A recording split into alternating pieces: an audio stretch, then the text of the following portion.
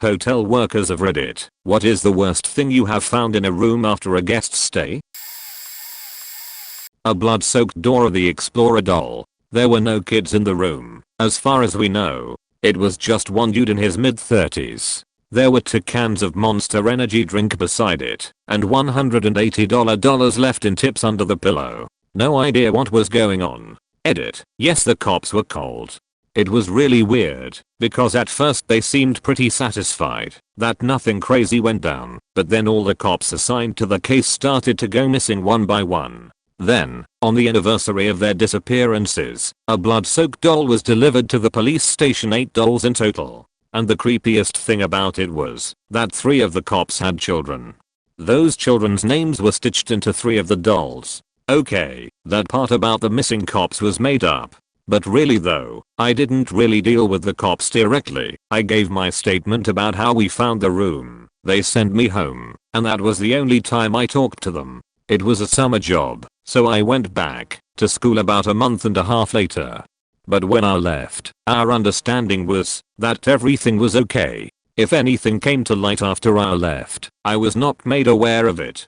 But I feel like, since I never had to talk to the cops again, they were satisfied that nothing super crazy went down. Also, geez, you guys sure are confident that doll was in an as.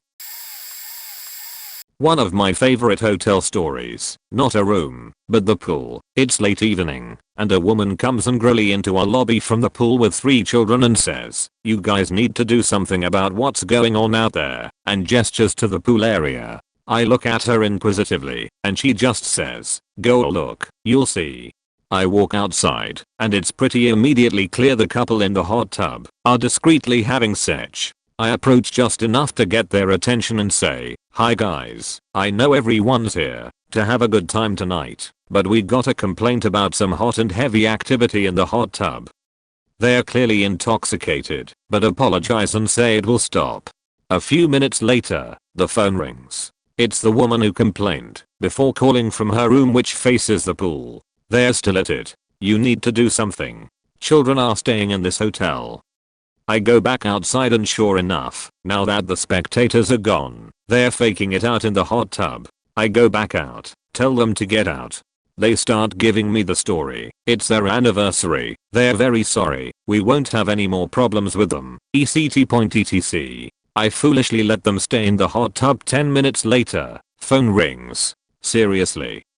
Same lady. I look out the window. They're both totally naked. "I'm sorry, ma'am. I've warned them. I'm calling the police." Police arrive and head out to the pool. The officer handles it like a pro. He's very nice, lets them know that it's inappropriate, but he doesn't want to ruin what's clearly a fun weekend for them both. But they need to go to their room and not come out for the rest of the night. They are to stay in their room until tomorrow morning. No excuses. The couple thanks him for his understanding and promises they'll behave and stay in their room. The officer and I wind up chatting and laughing about it all, and he asks if he can grab a cup of coffee in our lobby while he fills out his report. Of course he can. He's sitting in the lobby. I'm back to work, and I hear him say, "Oh, you've got to be faking kidding me." I'm shocked at the broken quietness as I see him jump up and exit the lobby, right to the hot tub, where the same couple is back in the hot tub making out. I can only assume they took the stairs at the end of the hall out to the parking lot and around to the pool. Arrested them both. They came back Monday afternoon. They were arrested on Friday night to collect their property. There was an older woman who checked in my second week of being there. She definitely should not have been independent. She lived in town and booked a room for a week. She said that she was getting her house renovated because it was infested with fiberglass. She was probably in her 70s or was just not upkeeping herself for a person in her 60s.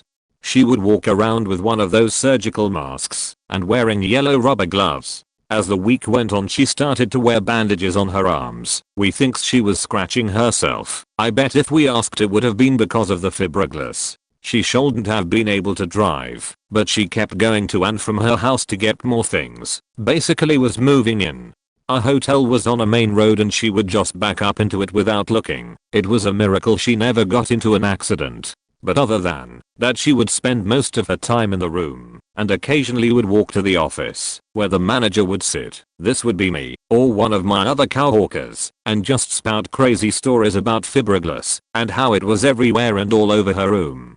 Once the week was up, she extended her stay another 5 days because her house wasn't ready yet. She repeatedly declined maid service, so we could never really get a glance of the condition of the room. Yet she would keep complaining that her air conditioning had fiberglass all over it, and one of the days she came to the door complaining that the room was infested with spiders, and she showed a tissue that she said had spiders in it, but there was nothing. Like real sad stuff.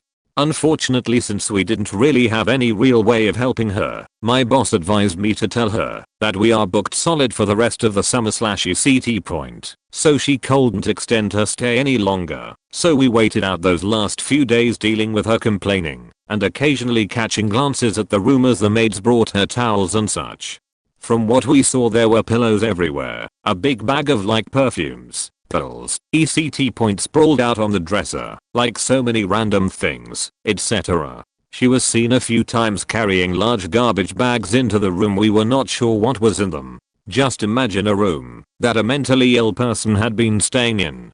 She also had a few weird interactions with guests that made them complain, so we really could not wait until she was gone. But this is the freakiest part, where we get to the answer to what we found after a guest's stay. It was spotless. On her last night, we think she climbed out the window, first floor, and put stuff in her car and left, stealing the key too, but that's common enough, we just replaced them. We went back and looked on camera, and she was not on camera at all. The night manager did not see her leave. If you leave the regular way, you have to be seen by the manager. The office is in the front and it's a small hotel. Only way she could have done it was through the window. Every worker at the hotel was so curious to see what the room was like after she was gone. It was insane. Clean. Nothing broken except the air conditioner air filter. She said it had fiberglass all in it, but other than that not much else. We still had a third party clean the room, but it was freaking weird, man. My boss said she drove by the address, and it was a beautiful house, must be a couple mil minimum, and there was like a metal trailer in the driveway. We think she started living in that after the hotel sat, and just so bizarre. I really hope she got some help or something. There really wasn't much I specifically could do, so we had to just move on. TLDR, mentally ill woman stayed because her house had fiberglass all over. She was increasingly weird and started to freak out other guests as time went on, and then left like a ninja. Room pretty much good as new. Real sad situation though. I've posted this before, but here's my story. I used to work at a hotel as a housekeeper. The rule was, when you finished all of your rooms you had to go help the other housekeepers, cause they like to go slow to get more hours and we just can't allow that. Anyways, so I wander up to the second floor down at the far end, room 226, a double queen. The room hadn't been stripped yet, the bedding and trash is still in there, and I thought that was odd, because normally we have all of the rooms stripped by noon, and it was 3 PM. Well, I opened the door and this overwhelming stench of sheet just slams into my face. Not even like normal sheet smell either, like someone had been devouring hot sauce covered shrimp at an all-you-can-eat buffet for 3 days. I pull my shirt collar up over my nose. It can't be that bad. They probably just didn't flush, right? I press on into the bathroom, eyes beginning to water, my throat having dry involuntary seizures. I force my poor eyes open. Nothing. The faking bathroom is spotless. Oh god. Where is it? The panic sets in. I must go further into the darkness. I must cross the hotel room and open the window. As light illuminates the room, I can finally see what the sheet demon has done. Do you remember the scene from Dogma, where the sheet demon comes out of the toilet? I think he left there and checked right on into my hotel. Crap was smeared all over the white duvets and sheets on both beds. This dude had literally sheet himself smeared it in the bed, switched beds, and sheet in that one too. He left a trail of sickly brown matter across the carpet, decorated with tiny surprise sheet nuggets just for me. I noped. I told front desk that I absolutely refused to clean that room, and if they wanted to write me up/fire me, I would be fine with that. We got a call from an anonymous person asking for us to do a wellness check on a guest. I get a call from security a few minutes later, and the guy on the other end of the radio sounded pretty shook up. "Immod. We need you up here as soon as possible." I get upstairs and the two security guards look pale. They refuse to go into the room, only saying that they knew I would know how to handle the situation. I'm a combat vet and ex-police officer. I get into the room and everything is tidy. Bags packed, beds made, etc. At that moment I see the balcony door open, and what appears to be someone laying out on the balcony wearing all their clothes. Drunk? Passed out? No. As I got to the balcony, I could now see the person's lap, and a revolver in their hand on said lap. I stop for a moment, and realize he's not moving, so I step out onto the balcony, and the gravity of the situation becomes clear. Guy blew his head off. One shot to the roof of his mouth. I'll spare you the details, but I didn't have to check much to call it. At least this was the middle of the night. One shot, no other guests were awakened, and I was able to get PD, coroners and detectives in, and all of them including the body out through the back with no one else knowing anything happened. I went back downstairs and finished my pizza. I've worked night audit at a couple hotels for a few years now, and I've got a couple of stories of nastiness left behind in rooms. The first story happened about a week after I started working night audit. This guy who was staying on our first floor had decided to go outside to smoke in only a towel. His towel apparently became stuck in the door, and in a genius move, he grabbed the smoker's pole and busted out the window to his room.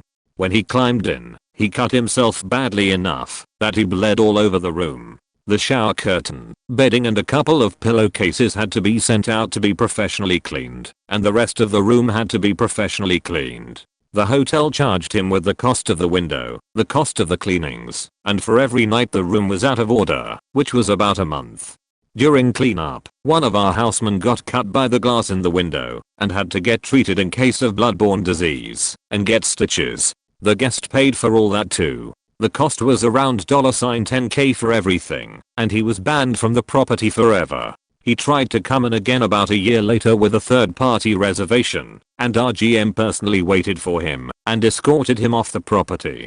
The second story is about a man who we called back Huge James. Huge James is literally the fattest man I have ever seen. He's pretty tall and easily at 500 lbs. In his room are his wife, his daughters, and himself. The women in the family were all normal size. This family quickly developed a bad reputation with our pizza chains that delivered because they would order a lot of pizza and never tip the driver.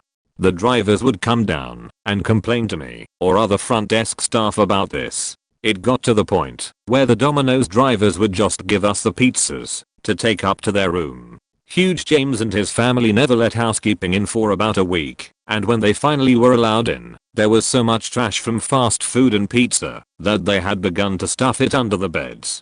What is worse is that Huge James was physically too big to use a toilet in the room. We have rooms with reinforced toilets, so we absolutely could have accommodated him, so he had defecated in the tub. He then would use our nice white hotel towels to wipe himself and just leave it on the floor. Nobody knew about the towels until our laundry lead, Miss Brenda, the sweetest and nicest little woman I know, found them herself. We had to throw the towels away, and we nearly lost Miss Brenda that day as well. While that was going on in the laundry room, one of our housekeepers was cleaning the room and noticed a towel tucked into the side of one of the beds. She pulled the towel out, and a giant dill/2 came flying out with the towel. I saw the pictures of it, and end to end, it was almost as wide as the towel it was covered with. In addition to this, there were stains all over the mattress that had soaked through the sheets and onto the mattress. In the bathroom, the tub wasn't draining, and when they pulled the stopper mechanism out to try and clear the blockage, a lot of pup came with it, and that's how we knew they were shoving the pup down the shower drain. During this time, they had been staying on a third-party reservation and making a new reservation every few days. When the new reservation popped up in our system, after discovering what they had done to the room, the GM decided to evict them. Huge James came down and started screaming at the front desk supervisor about how the mess wasn't his fault and that it was retarded daughter doing all that and making the messes and defecating in the tub. Those were his exact words, and how he talked about his daughter, if that helps you understand what kind of a person he really was. Everyone had met his wife and daughters, and they were really nice people, so we didn't believe him when he made claims that his daughter was the one making the messes. Huge James drove a lifted Hummer with huge chromed rims, and the night before his eviction, I jotted down his license plate number in case he tried to pull something before he left. He did.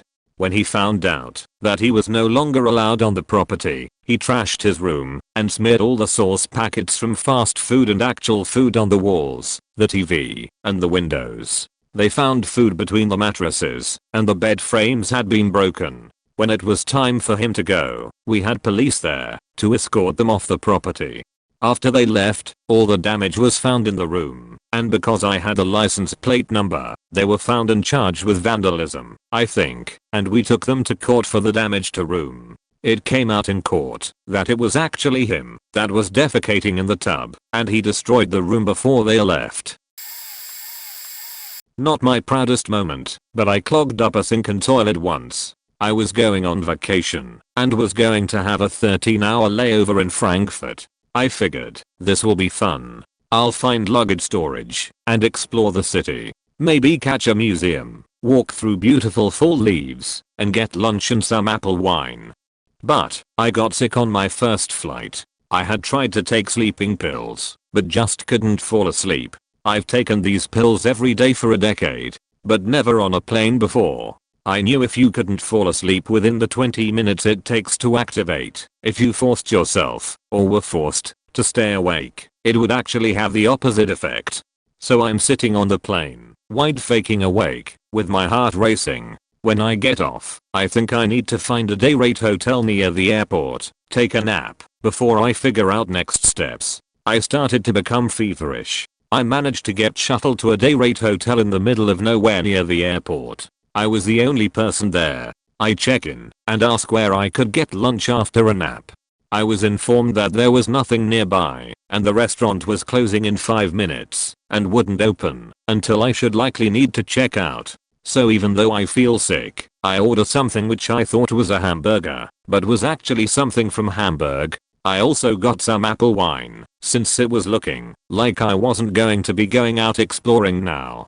It was disgusting. I don't know why I tried to eat it. Defeated and sick, I went to my room. Instantly the room started to spin. I feel so hot I strip off all my clothes. And then, I realize I have a major problem. I feel the urge to have explosive diarrhea and explosive projectile vomit. The trash can was mesh, so my only option was to sit on the sheeter and vomit into the small low sink right next to the toilet. When I thought this was over, I took a shower and laid down. Then the room would spin again, and it would start all over. 4 hours. 4 hours this cycle continued. How long had I been here? Had I missed my flight? Is it the next day yet? If I hadn't missed my flight, what time do I need to leave to make it? Will they even let me on the plane in the state I'm in?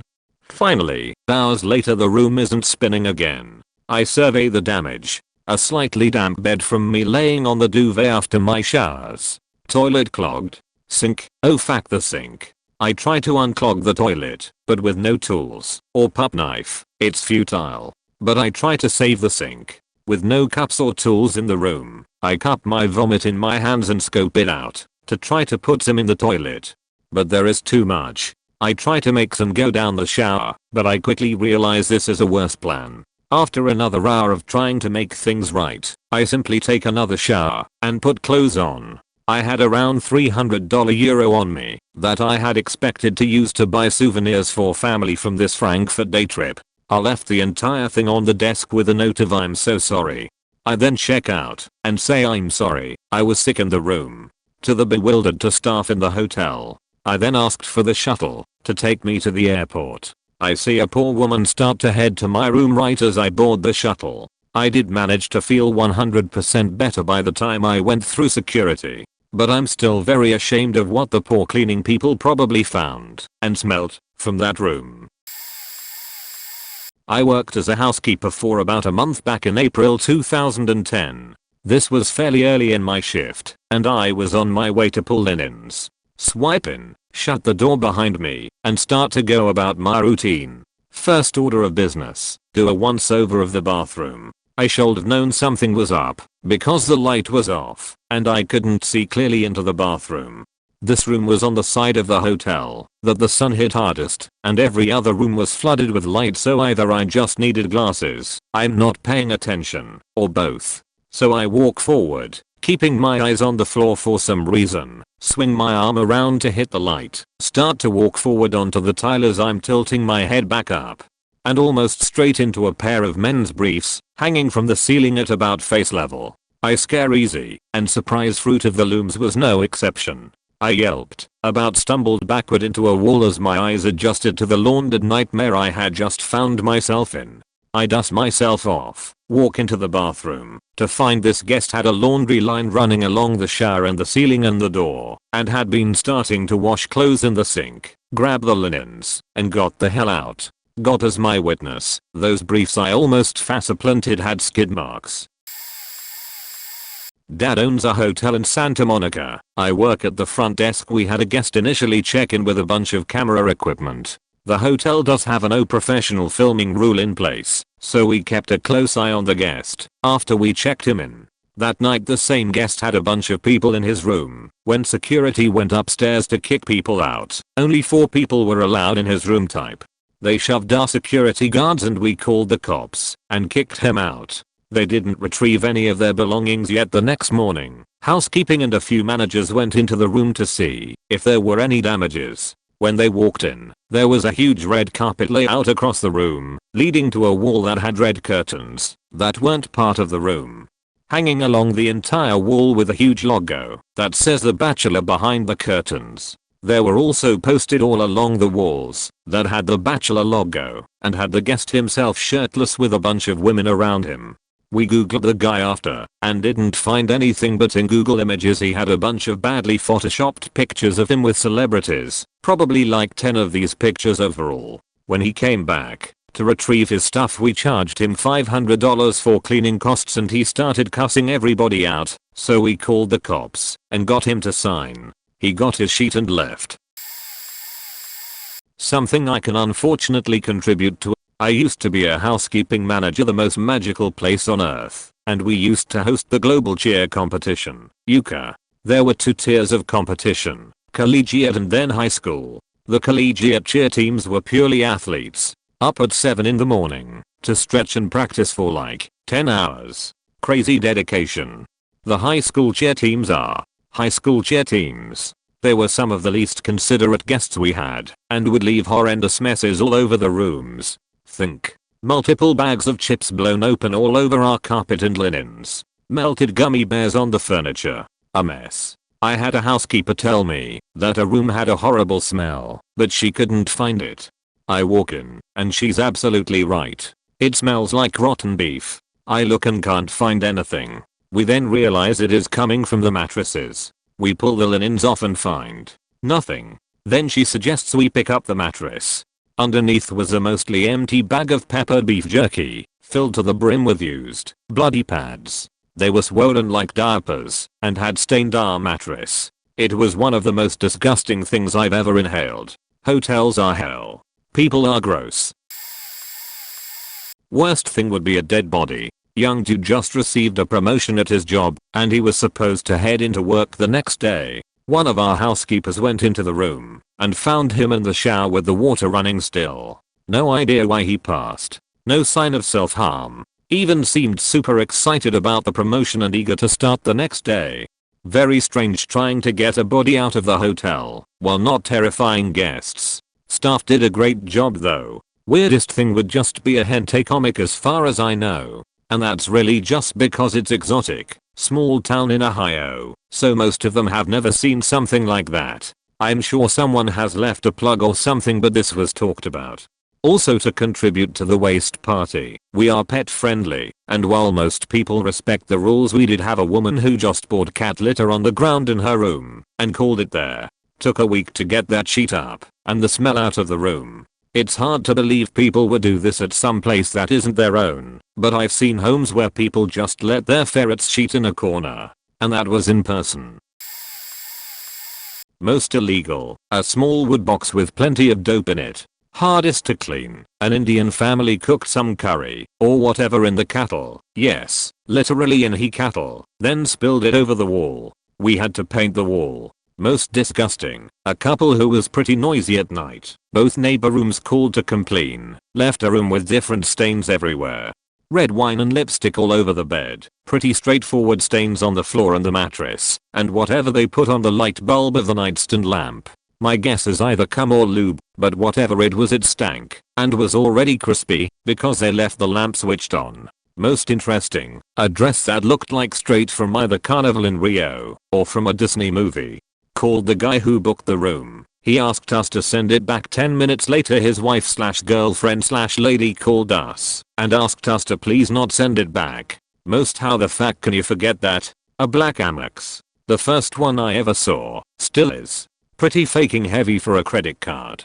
Also once had a couple that reconfirmed their taxi pickup timeline like 10 times because it was really important that they catch their flight. Then they forgot their tickets and their room safe. All of that in less than 5 years. Also this is just what I heard/saw as a receptionist.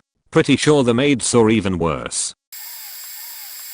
Not a worker, but I checked into the Atlantis, Bahamas prob 8 years back, and after being sent to the wrong room twice, if you've ever been there you'll know that walking from the reception to a room can take a load of time. So yeah, that was an hour I'm never getting back. Swiped my key, swung open the door, only to be met with a wall of cigar smoke. I walked 2 meters into the little hallway thingy before the room proper and my faking skeleton leapt out my mouth when I heard this baritone scream from the toilet to my left. There, on the kludgy, with his kegs at his ankles, was this Wesley Snipes black Lanabaka looking motherfucker, with a massive Cuban sticking between his sausage fingers and the pink pages spread out on the floor in front of him. As I ran from the room, with my asshole the size of a pinhead, he was yelling all this awesome "Who da fuck you, white boy, get the fuck out of my room, beach." I ran about 100 meters down the main corridor laughing my balls inside out. I'm from Scotland. We've got, like, 11 black people there. It was a thrill to be on the receiving end of a racial slur for the first time in my life. P.S. Atlantis is a shithole and a rip-off. $8 for a Twix in the shop. Go suck a dick, even if you've got fun water slides.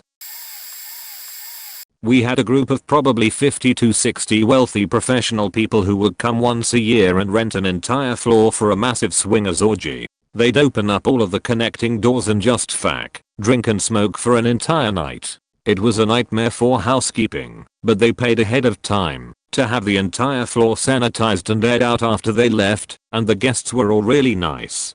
I had to go up to their floor at around 9 AM the morning after, and the entire floor just had a layer of hot setch grime on it. Someone had apparently busted a Randy Marsh-esque load on the carpet near the guest elevator. There were condom wrappers all over and everything looked like it had been touched with sticky, lubed up hands.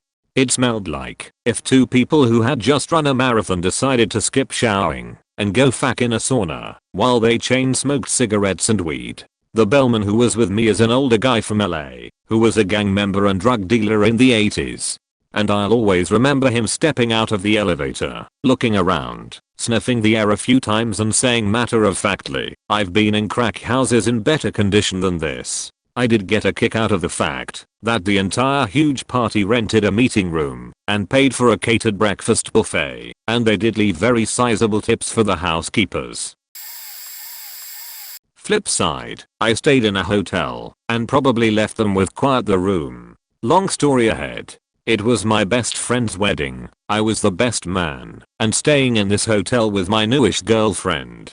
The venue was 3 hours away, so we stayed there for 3 nights. For the entire duration of our stay we had an alarm clock in the room that would not stop going off all hours of the day and night. Noticed it as soon as we checked in. It was going off as we got in the room. Figured a previous guest set it and forgot. However, it went off again as we were heading back out for the night. Wrote it off again. Well, we got zero sleep the first night leading up to the rehearsal day. It was random intervals, but no more than every 15 minutes. I unplugged it, took the batteries out, tried to move it. Except it is built into the nightstand, still going off. I called an irritated front desk to do something, and they couldn't help until the morning. I just had to keep shutting off / snoozing the endless alarm. My girlfriend ended up staying across the hall with some friends, while I got the worst night's sleep through a muted night stand alarm that was pushed into the bathroom. Yeah, romantic night number 1. Day 2. I was irate. I was probably more harsh than I should have been with this manager at first, but I was sleep deprived, and he was unbelievably apathetic and irritated that I would even bother him with this. They promised to remove the nightstand and replace it while we left for the day. Well, came back that evening to shower and change for the rehearsal and dinner, and there was the same stand still going off. I knew because the same dent was in the top where I rammed it into the bathroom door frame. Oh boy, was I mad.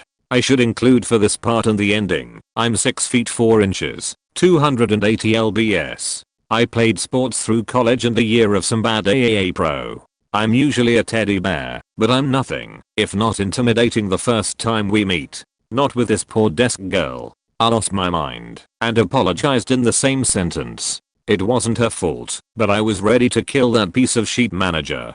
I'll let her know that and asked the nightstand to be removed entirely, not replaced. We left for dinner, pissed and tired. My mood and lack of sleep showed. I was quiet and stumbled through a pretty good speech that came out dull and off tone with my delivery. The night was ruined. Anyway, we call it early and head back. Returned to our room, and it was still there. What the fuck? I was too tired to be mad. I just picked it up, took it out of our room, walked it down the hall away from the wedding's block of rooms, and left it at the elevators for the staff to handle. They had the audacity to call our room and bring the unit back and knock on our door in the early hours of the morning to tell us we can't remove furniture and leave it throughout the hotel. Now they only knew it was our specific room because I had been complaining about it for 2 days. Took no course to fix it and actually threatened to kick us out for causing a noise disturbance in the hallway. The disturbance was their broken alarm clock that was seemingly possessed and running on pure hate at this point. Whatever, another night of bathroom alarm clock. At least this time I smothered the speaker with towels. Day 3, wedding day. I actually did sleep and woke up okay, but I had to be up early. The guys started the day fishing on a chartered boat. Yeah, should mention this was a very nice wedding, a crazy venue, and staying in very expensive hotel to boot. We went back to the hotel and had beers around this alarm clock that had become legend at this point, taking turns getting our hair cut and shaved by the 2 barbers we hired. Get dressed and head out, with one quick stop at the desk. At this point they knew me, and most of the staff sympathized with my struggle. I was very calm and composed and asked for the final time for the alarm to be removed. And I made it known that if it wasn't, that I'm very sorry, but I would have to remove it myself. They urged me not to do anything harsh. They let me know the hotel was quick to charge a $500 fee for even small damage or cleaning fees. Wedding went okay. The lack of sleep definitely put a damper on things, but I made the most of the night and really connected with this girl that I had promised an amazing weekend to. After party finished, it was time to call it a night and head back for a little sexy time, and the faking thing is still there. For 3 days I complained about this alarm clock going off non-stop. They refused to even apologize, never mind remove it, even after I threatened to destroy it. So a pillow went over it. We did our thing, and afterwards we celebrated by having her swing the heavy base of a standing lamp into this alarm clock a dozen times until it was in pieces in its mount. Once the alarm was broken, we settled in for our great night's sleep, finally. Well, about 20 minutes later the low buzz of a dying fire alarm started to become audible until it went into a full scream of the loudest alarm clock you've ever heard. Unreal. I went full beast mode. I ripped that entire night table apart by hand, bit by bit mashing this thing into about 100 pieces. About half of which ended up through the drywall. It looked like a bear broke into this room and ripped every wall open looking for food. As the rage settles and I'm slowing down, the light flips on. I turn to see my girl still in bed. Flip around to see the most horrified night hotel manager I've ever seen, the one I said I was ready to kill.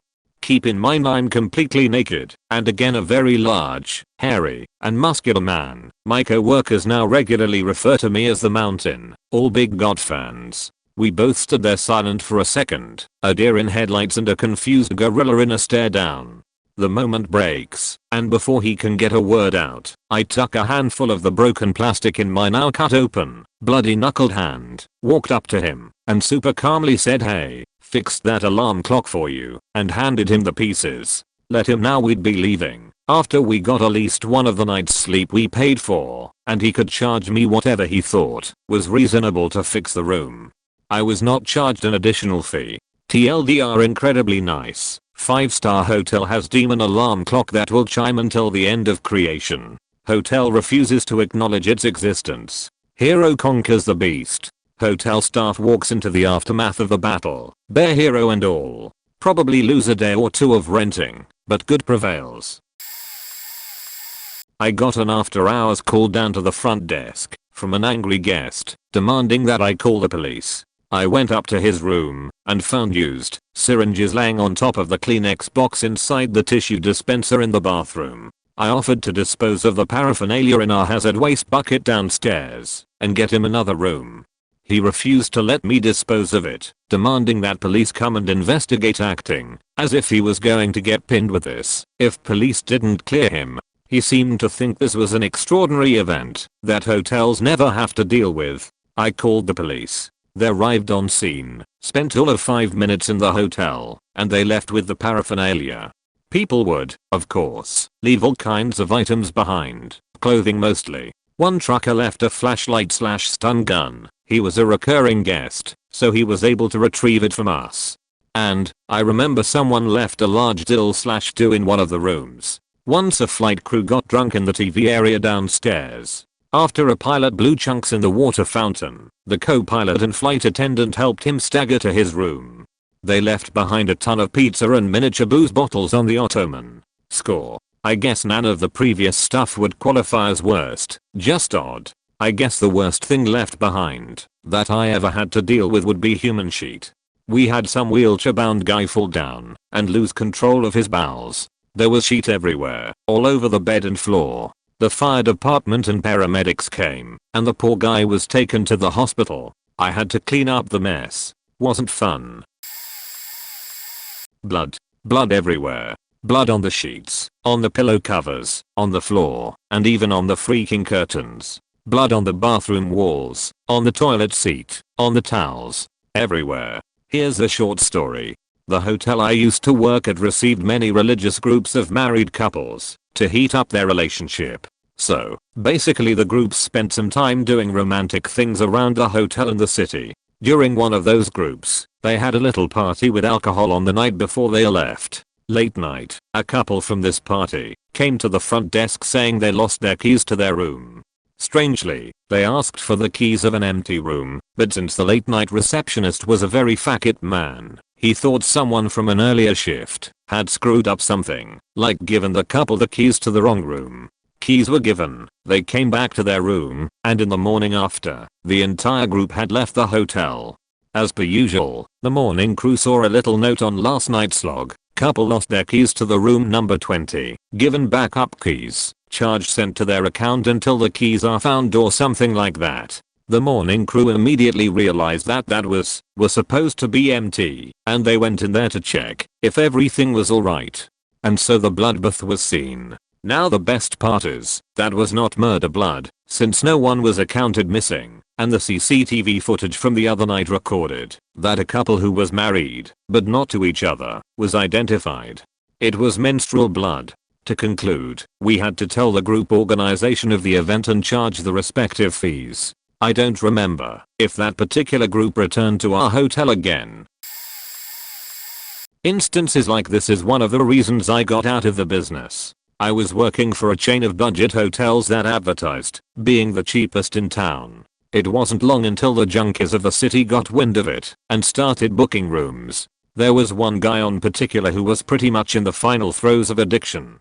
Track marks everywhere, no teeth, open sores, etc. He had been barred from the hotel, but my coworkers were a bunch of idiots and most of them addicted to something as well. So of course, the day I'm off, someone checks him in. Now this was a small hotel with bare bone staff. We had 3 shifts, morning, afternoon/evening and night. The person who had morning shift had the job of cleaning the rooms before we open check-in. On that day I had the afternoon shift and a day after the morning shift. When I get in and start the changeover, my colleague tells me that in room 16 it smelled so bad, he didn't clean it. I see that we are hardly booked and decide fine, I'll clean it tomorrow. The next day, when I start my shift I see that we are fully booked, meaning that room had to be cleaned. I went in there expecting it to be a bit smoky and the sheets a bit dirty. No problem, on with the mask, cleaning gloves, and Avanti. I opened the door and almost puked instantly. The bed and floor were covered in a mixture of cigarette ash, sheet and blood. There were about 30 syringes strewn about on the bed and the floor. I immediately got better gloves that would protect me from needle sticks. Fortunately was already wearing thick boots, and the detergent we were supposed to dilute and went inch by inch picking up syringes and putting them in a container, then disinfecting the fuck out of the surface inch by inch. Needless to say, the bedding went straight in the trash and the end of the day the room still smelled so bad that I had to book one of the guests in the nicer hotel across the road. I worked in hotels for about another 5 years after that and saw a lot of gross things, but that will always be the worst for me. Not to mention I was being paid less than 50k a year for it. Never again.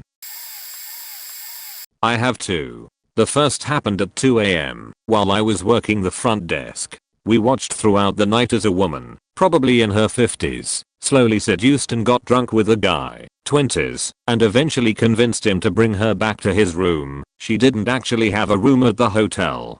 Hours after they had gone up to the room we get a call and it's the woman asking how much would it cost to rent a steam cleaner because there's a mess. We start questioning her and eventually convince her the only way we can help her is if we come to her room. We go up and she answers the door wrapped in a towel. The guy's hiding in the bathroom. The woman looks embarrassed and says that she got her period, so there's some blood on the bed. My coworker and I say oh no big deal. It happens and that we'll change the sheets. When we get up to the bed it becomes very obvious that there's not a small blood spot as described. There's sheet streaked everywhere over the bed. Coworker and I exchange a look and begin changing the sheets as carefully as possible. Everything starts to come together and we realize she must have let him put it in her butt and things went south from there. As we're leaving the room the guy comes out of the bathroom and says oh here. Take these two, and dumps a pile of sheet covered towels into our arms. TLDR, a couple had anal sex, and she sheet all over the bed and towels. The second one is a lot shorter. Someone vomited in the water tank of the Keurig machine. Took us a week to figure out where the smell in that room was coming from. That was the only time I saw the housekeeping manager unable to deal. A room literally full of sheet.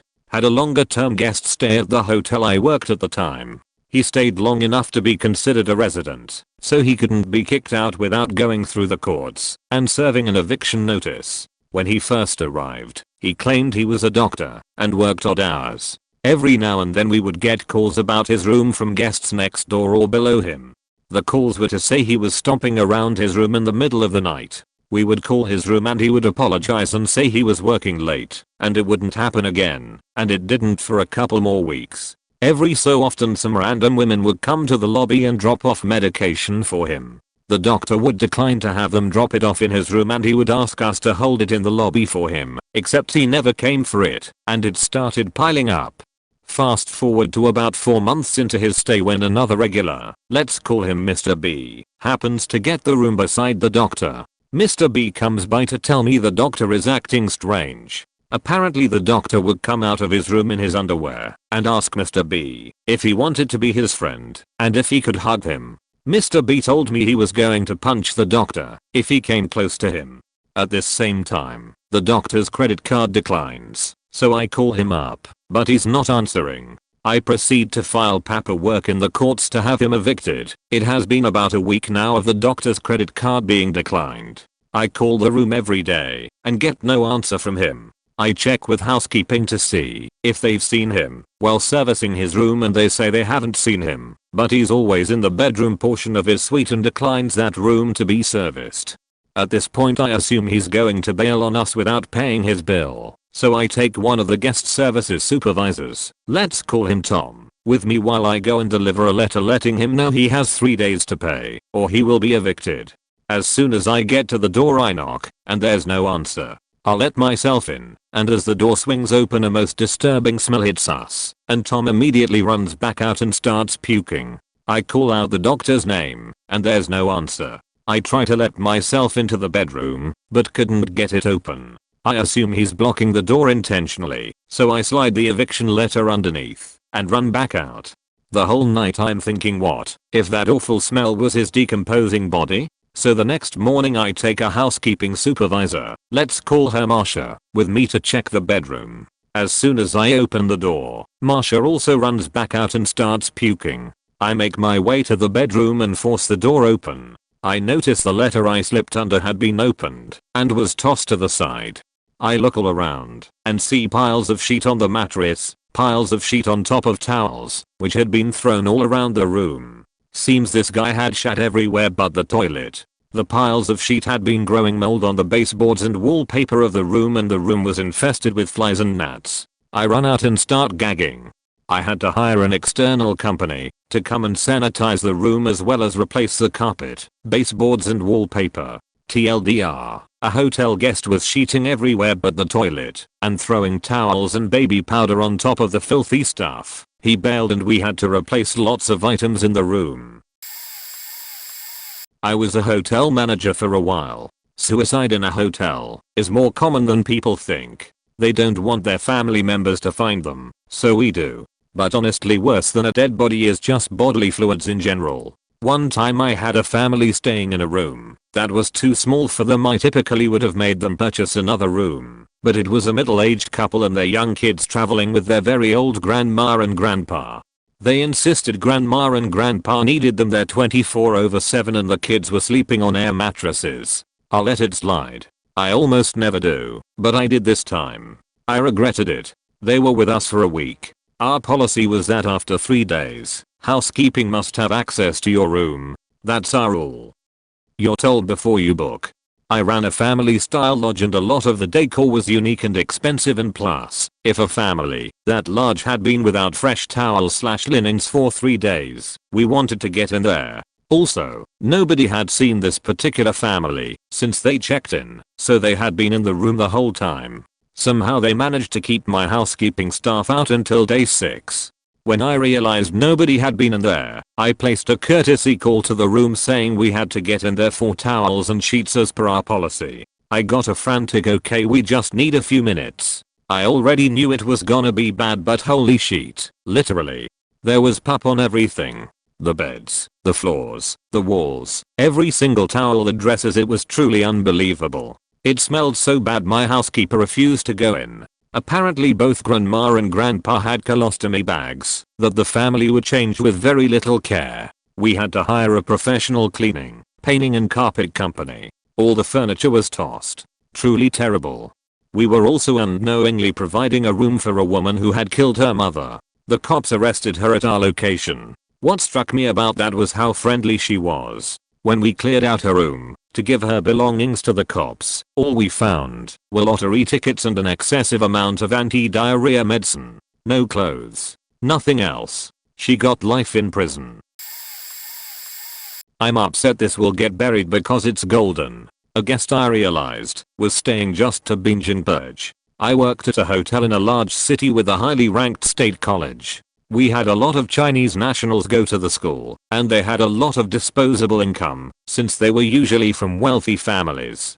This one girl lived 2 blocks away, but would stay for a week or more. It would start with 2 nights or so, then every morning she would ask to stay another night. She never wanted room service. Red flag, right? When housekeeping was finally able to get in, after she checked out, there were takeout containers everywhere, some with food in them. Then the poor housekeeper got to the bathroom, sheet and vomit everywhere. I saw it after the second time, and it was everywhere. I saw some Ixlax type stuff, and put 2 and 2 together. We ended up banning her, and warning other hotels in the area. I felt bad for her, because I'm aware how much more difficult it is in China with body image, but she didn't have to treat the room like that. She was only staying, so she wouldn't have to clean up after herself at her apartment. I have other general hotel stories, but that's the grossest. Worked for a hotel in Clovis in college. Working late shift, I had two elderly ladies come in with their grandchildren. They all looked pale white. I greeted them and was told that they were traveling right outside town and hit a large animal with their van. They were really frightened and had no idea if damage had been done to the car. I agreed to go out and check the van out while they got settled in. When I got outside, it looked like a murder had taken place. The white van was covered in blood and the smell of cow dung hung in the air mixed with other smells from the carnage I will not describe. I simply could not imagine these two older ladies and three young girl grandchildren waking up to this the next day. I asked for their keys during the overpass and told them I would take care of the car. I then spent 2 hours with a bucket and a bunch of rags. Yes, I threw them out, cleaning all of the horrific mess off the van. Grossest thing I have ever done in my life. Next morning they tipped me $20, thanked me, and went on about their trip. Won't forget that one. They had obviously hit a calf as they drove through dairy country. Luckily, the van was not damaged other than cosmetics. Only other one that compares to this was a regular guest who swore they threw out a massive check. I got to go dumpster diving for an hour and found it. I had a summer job on the Cape and it's after Labor Day. Season is ending. Job will be ending on Columbus Day, but I had graduated that year. I had no job lined up, so I agreed to stay until the holiday. The only problem was that I had no place to stay. Roommate left and I couldn't afford the room on my own. My boss knew someone who had a motel where I could go. The deal was that I would get a cheap rate if I cleaned rooms. No big deal as there weren't that many customers during the week. Anyway, this weird guy checks in and he is there maybe 3 to 5 days, doesn't leave the room and refuses cleaning, so okay, I'm good with that. So I get off work and go back to the motel and I'm walking to the area where the supplies are kept to start my rounds and I see this cop crouching next to this car and he waves me over. Then I see a bunch of other cops.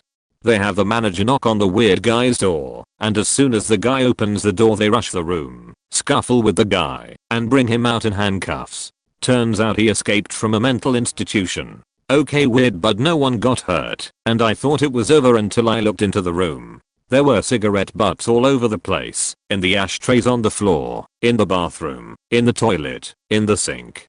He must have been smoking one right after the other ever since he checked in. Since there were burn marks on the carpet, furniture, and fixtures, the manager told me to just clean up the loose butts to make sure nothing was smoldering, but that was all, since the room would have to be gutted. The guy still had 2 or 3 cartons of cheap cigarettes left. We had smoking and non-smoking rooms. The smoking rooms, for whatever reason, were notoriously always worse on average than the non-ones, and were way more likely to be trashed. I walked into my first smoking room of the day to find that you couldn't see to the back wall due to how thick the remnant smoke was. Sadly, the air was even turned on. There were the usual, for smoking rooms, beer bottles and cans all over the place. Half of them still had a significant amount left in them. Cigarette ashes and butts were in and on everything. One was even perched precariously on top of the middle of the lampshade, where the metal ring is. That had to be skilled to do that. These things were pretty normal. When I saw what else was in there, my stomach turned a bit. Such toys and the boxes they came in littering the entire room. It was obvious the insertable toys were all used thoroughly. There were batteries and their boxes lining the nightstands. Some cute as bondage things were piled on the bed, and a strap on it was even torn. There were things in there I couldn't even begin to guess what their purpose was. There was enough of this equipment to fill an entire large trash bag. It took half an hour, the amount of time you're given to clean a full room, just to pick up all the trash and things. That's when I found the most surprising and unfortunate thing. When I got to actually cleaning the room, I was scraping off some ashes from the ottoman, and a surprise pain ran through my finger. I looked at my hand to find a needle sticking out of it. In panic, I ripped it out and must have tossed it away the moment I saw blood coming out, and I went to go clean it. Luckily, I had to do months of blood work to make sure I wasn't exposed to anything, and I was deemed all clean. Well, I've worked in the hospitality industry for the bulk of my career. I've worked in luxury hotels, highway motels, and have now transitioned into remote workforce accommodation ACA camps. Basically, these are medium to large 2-star hotels which exist for the sole purpose of housing oil and gas workers. ONG folks are an interesting bunch as it is, but lock them up in what is essentially a cross between a minimum security prison and a hotel, and the madness will ensue. I've found quite a few things over the years, but here are the highlights. A foot-long hard plastic dill/do, with metal prong in the base. Why the prong, you ask?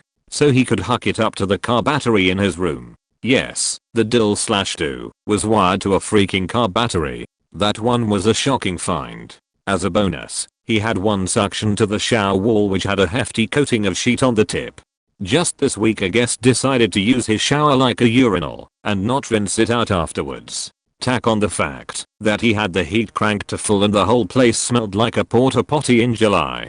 To make matters worse, this wasn't a checkout. He was still staying in the sauna and had no issues with the aroma. This one's a bit darker, but I was first response on a live stream suicide at one of my properties. I had to shut off the stream while his wife was screaming on the other end. Alcohol and depression is not a good combination, especially in the oil sands.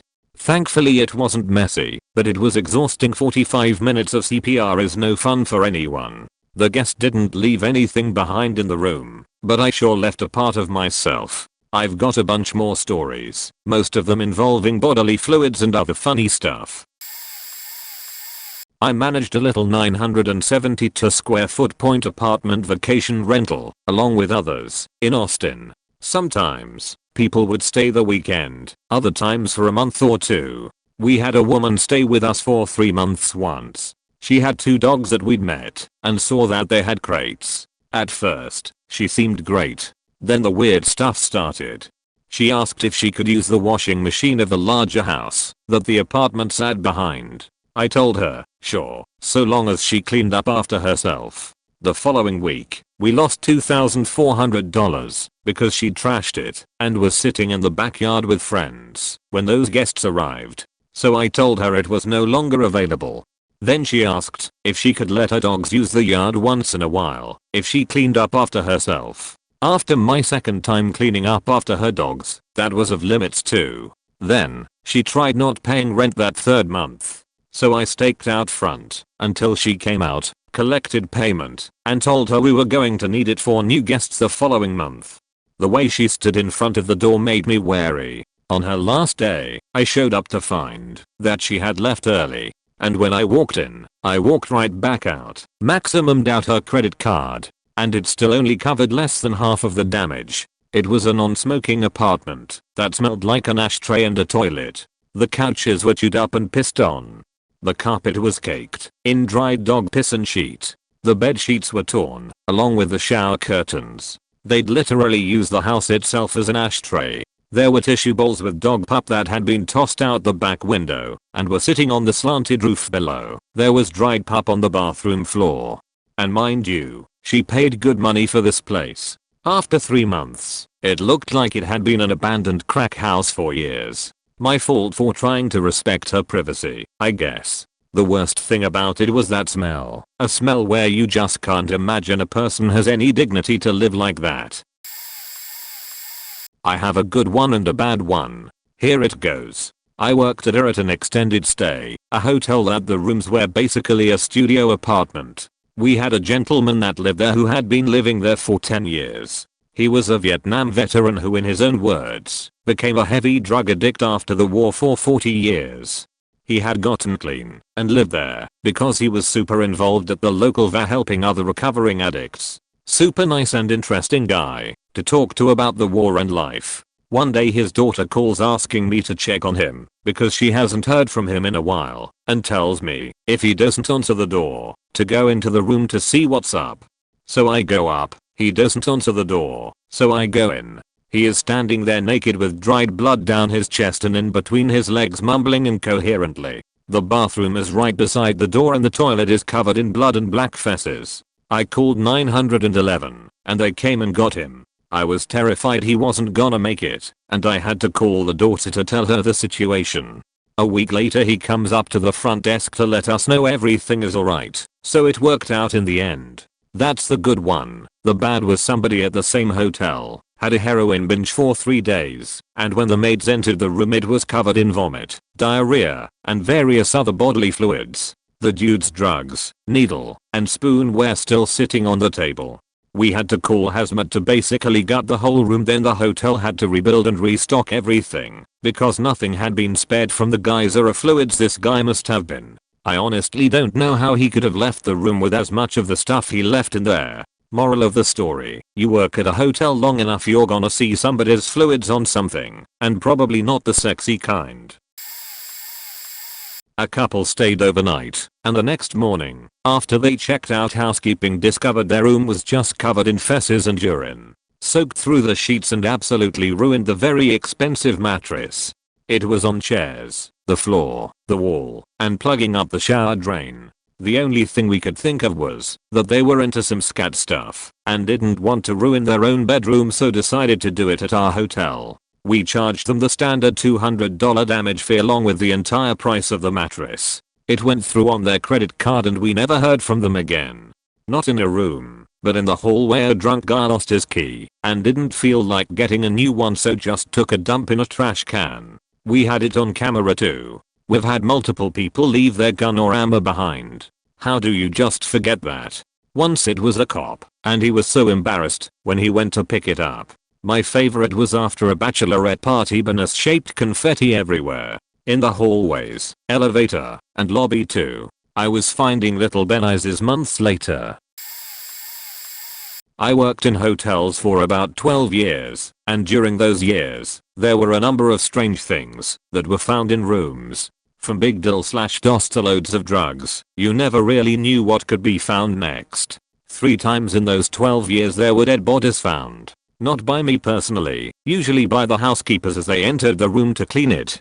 The most disturbing, however, was finding a room that was covered in blood. The beds and carpeting were soaked. The walls were splattered throughout the room. There was even blood all over the ceiling. So much blood that it seemed apparent that, if it was human blood, someone must have died. At least one person. But there was no body. The room was paid for in cash, with a large deposit, under an alias and fake ID. This was before security cameras were widespread, and it was in an upscale hotel in an affluent suburban area. To my knowledge, the police were never able to figure out what happened. Housekeepers refused to clean that room alone going forward, and they would clean it in a team of 3 or 4 people, just so they could get in and get out. What I remember most, other than the amount of police and activity of that morning, was the smell. As soon as the elevator door opened, there was an odor that wasn't exactly foul, but you just knew it was a bad, unnatural odor to be smelling. I used to work freelance security for hotels in London, basically on-call troubleshooter. Hotel across the road from Royal Albert Hall had some issues with guests bringing guests back to their rooms. For an hour or so, I was asked to help discourage such activities and support the front office staff. Had some guys down from North Yorkshire, 1:30 in the morning, come barging in the doors shouting and laughing, obviously pissed. Told them if she wasn't a registered guest, she wasn't coming in the door, let alone go up to their rooms. Bit of a standoff, them squaring up, but nothing happened apart from she said thanks to me, nicely. I think I saved her from a rough experience, and I later talked to her in a couple of other hotels, and she left. Farmer Barley Malenko were not happy campers, calling me all names etc. They go to their rooms, then back down 2 hours later, going to market. Back at 5 AM, check out and gone by 6. Housekeeping get on the phone to reception, they refuse to clean one of the rooms. Full and very fresh pig's head in the wardrobe, dripping with blood. Loads more like these. This will probably get buried, but the worst thing I ever found was literal sheet everywhere. The LDS church had paid for a mother and her disabled daughter to stay at our motel for a while because something had happened to their house. They stayed for about 2 to 3 weeks I believe, and they refused service the whole time they were there. The day they checked out I had the honor of having this room on my chart for the day. I was already dreading it, as anyone in the industry knows rooms that refuse service are usually pretty messy by the time the guest checks out. The moment I opened the door the smell beach slapped me so hard my eyes watered. Upon entering the room I saw sheet everywhere. It was ground into the carpet, smeared on the walls, thrown/splattered onto the ceiling, rolled up in the blankets. Thinking I had hopefully seen the worst of it, I walked to the back of the unit to check the bathroom. It was in the sink, drawn into patterns on the mirror, and all over in the tub. But to my surprise the toilet was absolutely pristine. At that point I sat down and took a deep breath and started laughing like a maniac. I didn't want to deal with this sheet, but I needed the job. My boss ended up sending another coworker to come help me clean the room. The motel ended up fighting with the church about paying extra for the condition of the room, but I ended up leaving for a better job shortly after this incident.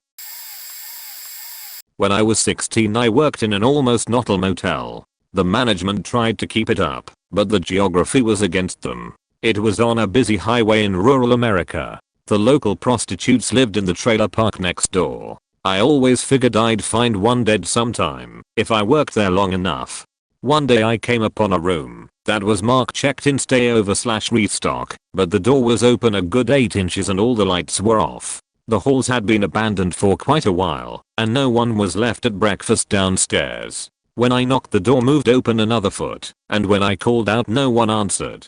The sink and mirror were to my left, and the bathroom with toilet and tub to the right. From the hall looking in the mirror, I could see into the bathroom. It was covered in blood. Bloody boot prints, bloody towels, a real scene. I steeled myself. Here we go, I thought.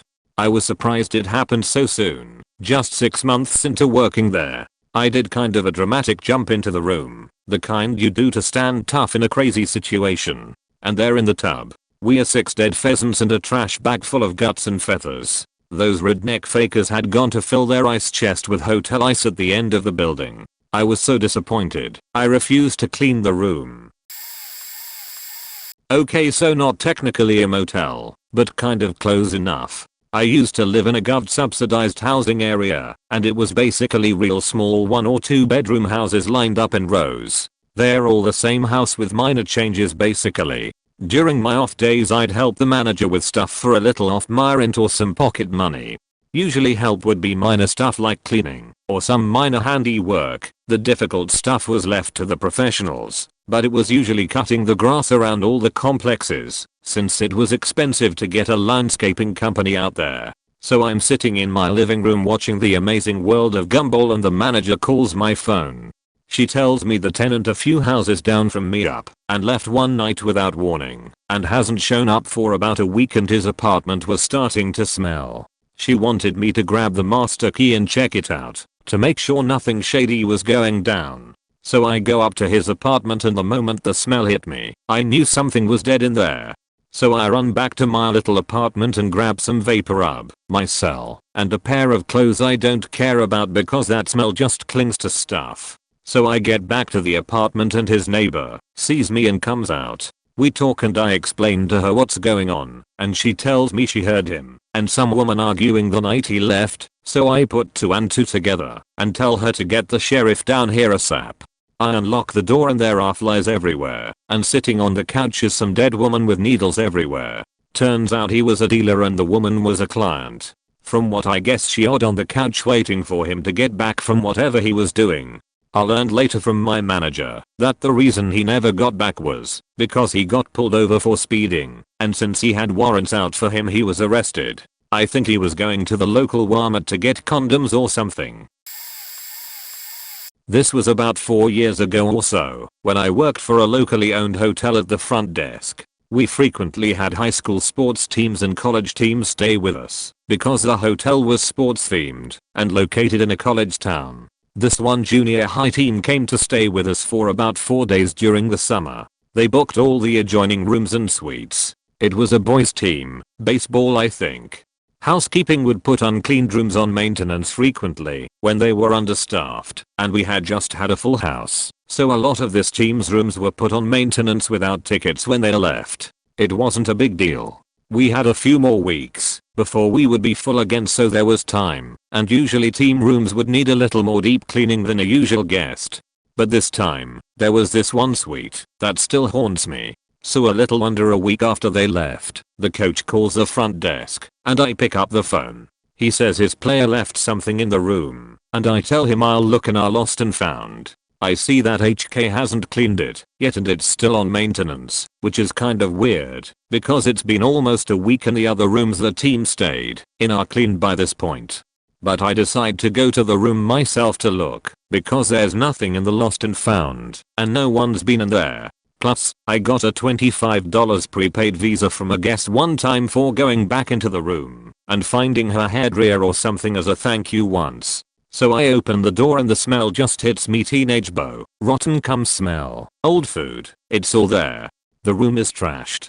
The bed is broken, the pull-out couch is broken, there's rotten food everywhere and trash everywhere. The trash is overflowing in both sections of the suite. The bedding and pillows are strewn all over the room. There are chairs on the ground, laying on their sides. And it looks like the dressers/TV stand are covered in this dried white liquid. Just covered. Not like a little bit or an accident, like some kid purposefully jizzed on the drawers and tried to draw a pattern. Or multiple kids, because there was a lot, and on more than one piece of furniture. Now I'm not saying it was cum, but if it walks like a duck and all that. Anyways, HK had just let it rot for almost a week, because no one wanted to clean it. I took pictures of the probably cum stained dresser. I'll see if I can find them later, the broken furniture, and the general mess, to send to my manager, so we can charge the team for it. I can't find whatever thing I'm supposed to be looking for, and I'm gagging so hard at this point that I have to leave the room. So, I go back to the desk, and in the most polite voice I can muster say whatever the thing is isn't in our lost and found, and I'd be happy to take down his name and number if we find it. There's no way I'm telling him he's paying for the room or what I found, or that HK hasn't cleaned it yet. He's mad at me, but I stand my ground and get off the phone. We had to put the suite on maintenance for about a month and a half to fix everything and clean and sanitize the room. I think one of the parents or the coach calls back later asking about the charges on the card, but I sent him to our manager's phone immediately and washed my hands of it. I try not to think about how 4 14-16-year-old boys made that kind of mess. The smell still haunts me.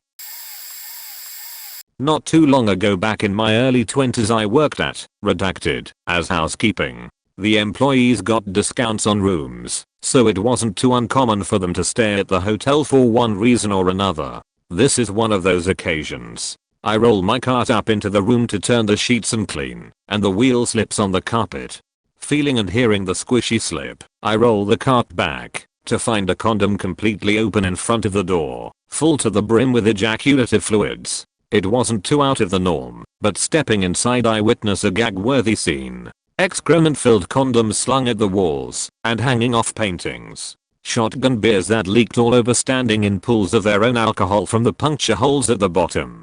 Urine-soaked chairs with skid marks on the arms. Runny chocolate starfish kisses under the pillows, which they fluffed oddly enough.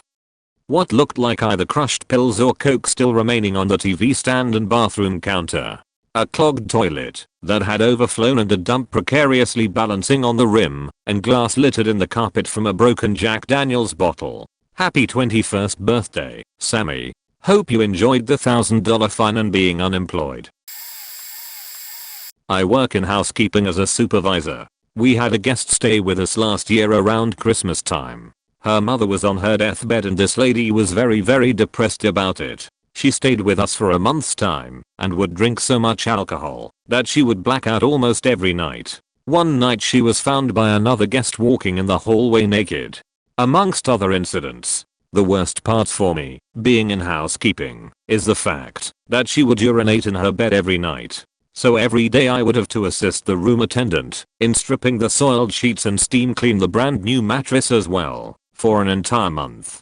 I was so sick of her doing this and not caring or thinking about the people who have to clean up after her. I really wanted to leave a box of Depends in her room for her to use. The general manager knew her personally and would not evict her. Apparently she was a high status government worker. It just blew my mind that someone could do this and not care about others having to clean up her urine soaked linen every day. The mattress was thrown out after she departed, and she was not even charged. If I ever see her name on our arrivals list, I'm quitting. Not necessarily a hotel employee, but I work in a bowling center inside a hotel. We host a furry convention every year, and one night before the actual convention starts, I'm putting away the kid bowling balls, the really light ones, so drunken jackers don't catapult them down the lane and cause them to explode in an old conference room. I open the door, turn on the light and witness two furries getting it on the floor. Fursuits and all. I drop the balls on the floor next to the rack, ask them to leave, unmasked so surveillance could get their faces, and call security. We locked every door during the duration of the convention, and as for the light balls, we gave one out at a time. Another time, during said furry convention, one of the housekeepers at the time was cleaning rooms when she walked in on a human-sized kennel. Human-sized litter boxes that were used, dog toys, sex toys, what have you. Years ago, the property used to host a swingers convention. I know a former room service runner who once ran an order up to a room, only to come off the service elevator and witness people faking right in the hallway. As for the weirdest object I've ever found, it had to be about 40 of those Vegas-born slapper cards, on a lane occupied by kids no older than 16. Parents nowhere to be found. TLDR at bottom, I had a man and his partner check in, let's call him Bob. Bob was terminally ill from some form of cancer and tried to leverage that into comping his room and any charges he made. I was introduced to this man when I was called to help carry his luggage to his room since he was bound to a buggy. The entire trip to his room he was being absolutely terrible to his partner, insulting him, calling him worthless, etc. I helped get their room all set up, wished them a good night and wonderful stay and departed. A week later my coworker gets called to help bring their luggage back out of their room. When he got there, he was greeted by a smell that goes beyond unholy.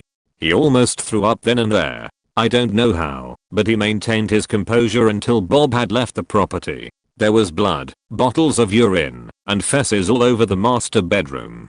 It was absolutely disgusting. We had to outsource a cleaning company to disinfect the room, throw away the mattress and box spring, and deep clean the carpets.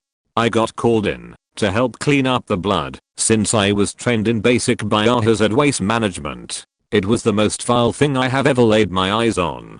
I'd feel worse for him, knowing he couldn't control it, if he wasn't being so rude to the only person who cared about him, and tried to use the illness to get thousands of dollars in free stuff.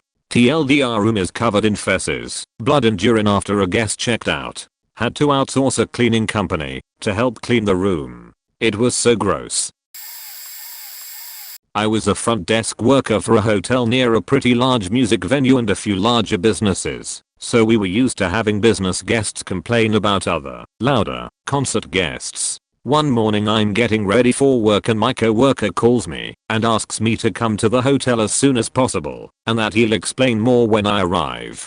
As I pull into the parking lot I notice that it's surprisingly empty. We are the closest and nicest hotel to the venue, so we sell out practically every concert night. I knew right away this was trouble. My night auditor tells me that sometime overnight a group of drunken guests came in, presumably returning from the concert, and started harassing him. Nothing too out of the ordinary to do something about it but noteworthy.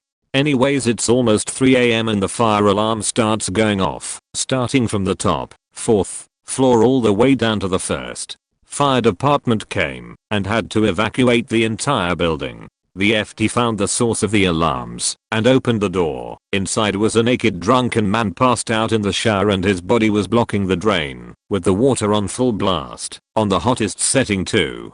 This had not only flooded his room, but had flooded 3 others including 2 with guests in them. Electrical damage and structure damage galore. The guest left without a trace, so when we go to check his information it turns out that he's not a concert guest, but a business guest, whose company so graciously paid for his stay. I'm not sure how much when finally ended up charging him, but I put $3,000, dictated by my general manager, onto his company's card, before passing on to my sales team. I used to be a housekeeper. I found something I could not explain. We don't talk about room 108. 2 days before this happened, I cleaned that room from the previous tenant and used the phone in the room to report the room clean to the front desk. A new tenant checked in that day. Fast forward 2 days, I go to clean that room again, and just as I was about to dust the nightstand, I noticed something wet and sticky around, and under the phone. I then moved the phone and liquid dropped out of the cracks, and onto my hand. I then realized it was pee, human pee to be exact. I backed that phone up, and replaced it immediately. The strangest part? The tenant who checked into that room was a wheelchair-bound woman who did not bring a pet. The pee was inside the bloody phone. On my last day of working there, which was New Year's Day of this year, my asshole boss scheduled me to work alone to clean up after all the drunk fakers that were partying the night before. I deep cleaned one of those rooms for 2 hours, crumbs and jizz all over, and some weird unidentifiable explosion in the microwave that smelled awful. I quit after that, following a string of massive mistreatment. All sorts of sheet pleasure devices of all fetishes and kinks are pretty common. As long as no blood is present, none of the housekeepers even blink at this. Drugs and needles are pretty rare for our area. Our junkers know to keep their sheet on the down low. First prize for me personally had to be the freshest bandit. I was the dishwasher at a youth hostel kitchen, and mid-shift the front desk girl comes down, clearly distraught, looked like she had been throwing up. "Hey Excasseed, I'm really sorry, but do you think you could come help me?" "Sure, what's up?" "Someone did something in the co-ed showers in the upper dorm building, so we go up and enter the bathrooms, and someone had basically shoved their sheet into the coin slots of all the laundry machines. FAQ was on the main mirror written in. You guessed it, the latches on the stall doors, the locks on the bathroom doors, everything. Basically anything that was concave had that cavity filled with sheet. I to this day have no idea what could have possibly gotten someone so angry at our hostel that they did that. I worked in a 5-diamond hotel and trained through several departments for management experience. Lufthansa staff would routinely empty the mini bar fridges with imaginative methods of theft. Every day I had to charge guests with using the mini bar, and found that some guests had amazing ways to hide their consumption and theft. Here are a few examples. When working in the room service department, I saw firsthand the magnificent ways Lufthansa staff would cover their theft from the mini bar fridge and snack tray. Alcohol in miniature bottles, drink the contents, and put the top back on the small bottle. Return to the fridge. Key to success: use a sharp object to pierce a hole in the bottom of the miniature and drain contents. Put empty bottle back in the fridge. Snacks, empty contents of chips, cookies, etc. Open from the bottom of the pack and remove/eat the contents. Put the empty bags back in the basket or fridge. Optional, fill with cotton wool or paper towel to make them look full. Expensive jars of nuts, empty contents. Put a toilet roll in the canister and fill around it with remaining nuts. Cans of beer/sofa, pierce bottom of can, consume and return empty can. Top of can, lux unto shade with pull tab unto shade. These are a few of what we experienced. Share your own. Here's a fun story. My fiance and I had to stay at a hotel while our new house was fumigated. We noticed during the night that our pillow top mattress is upside down and not as comfy. I go to strip the bed to flip it. Bad idea. There's a basketball-sized stain of brown right in the center of the bed. Oh, now we have to flip it. Fiance is already tearing up. Once flipped, we see the true horror of what happened there. There's a blood stain about 3 feet squared on the top side. There's knife gouges all in the bed, and while some have blood in them, others don't. At this point my fiance is in tears, but I'm laughing harder than I ever have in my life because of the sheer coincidence of it. Here's what seems to have happened. At least 2 dudes got a sex worker to come there. Her macup and more blood was on the pillow under the pillowcase, and she fought as they tried to stab her.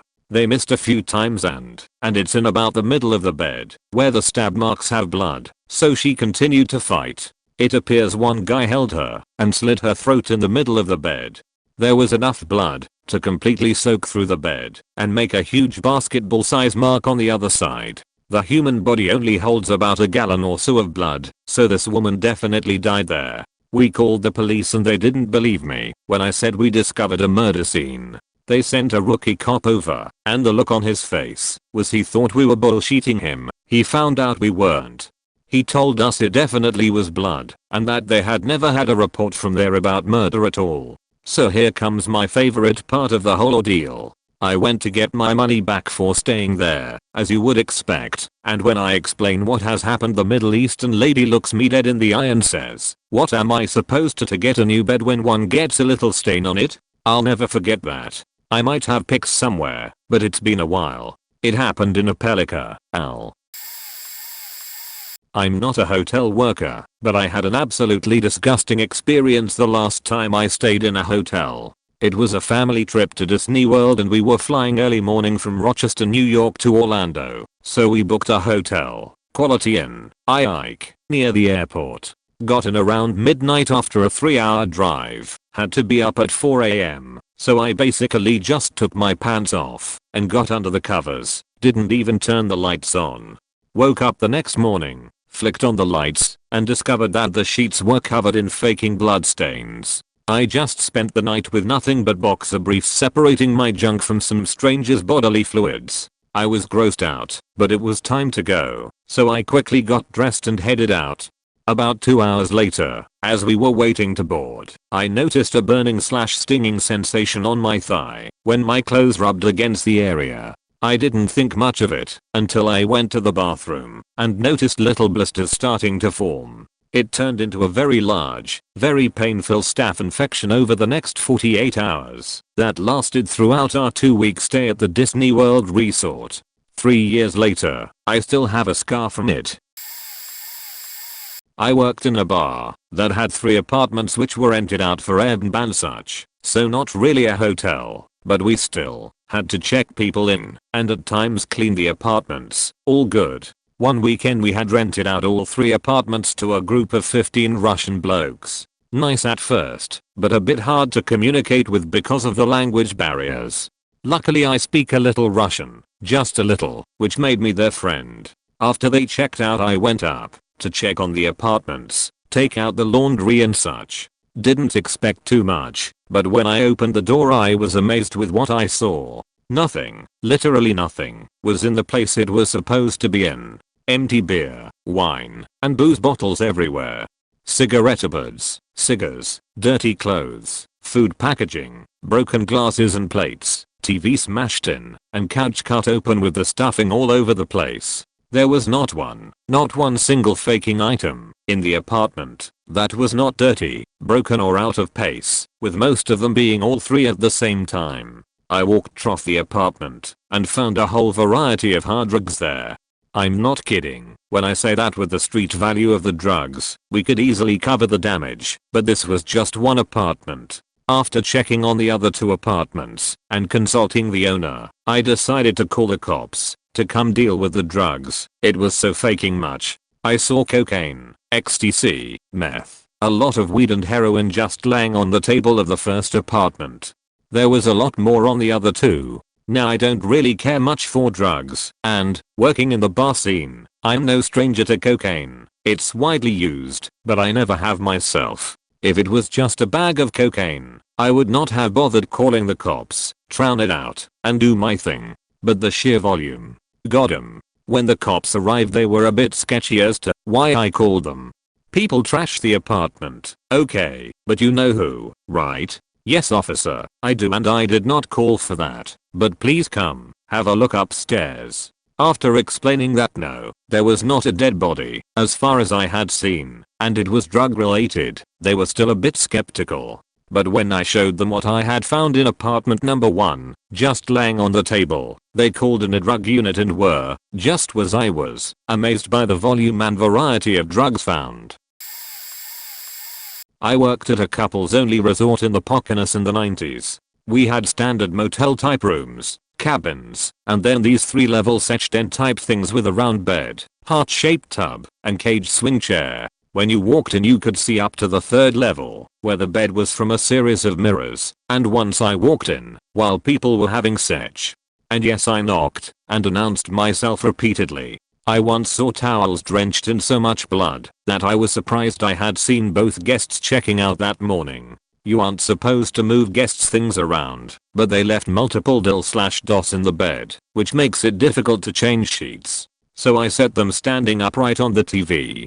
Someone left one of the cabins with vomit in the sink, champagne-soaked towels in the sauna, and the worst part to clean up, behind the bed, and one wall was all mirrors, which were covered in body oil prints. Like above the headboard were a bunch of us prints, and then against the wall were full body oil prints, hands, boobs, legs. You could practically see the whole outline. That took forever to clean. Still, the worst part of the job was probably trying to make the round beds. I'm 5 feet 1 inch, and they had a solid shelf style backboard around the back 1/3 or so of the bed, which I would have to balance myself up on and lean out to reach that area. Picture like Superman, but in a blue smock. I don't miss this job at all. Long reply, but needed to set the scenario. Oh boy, so many answers for this one.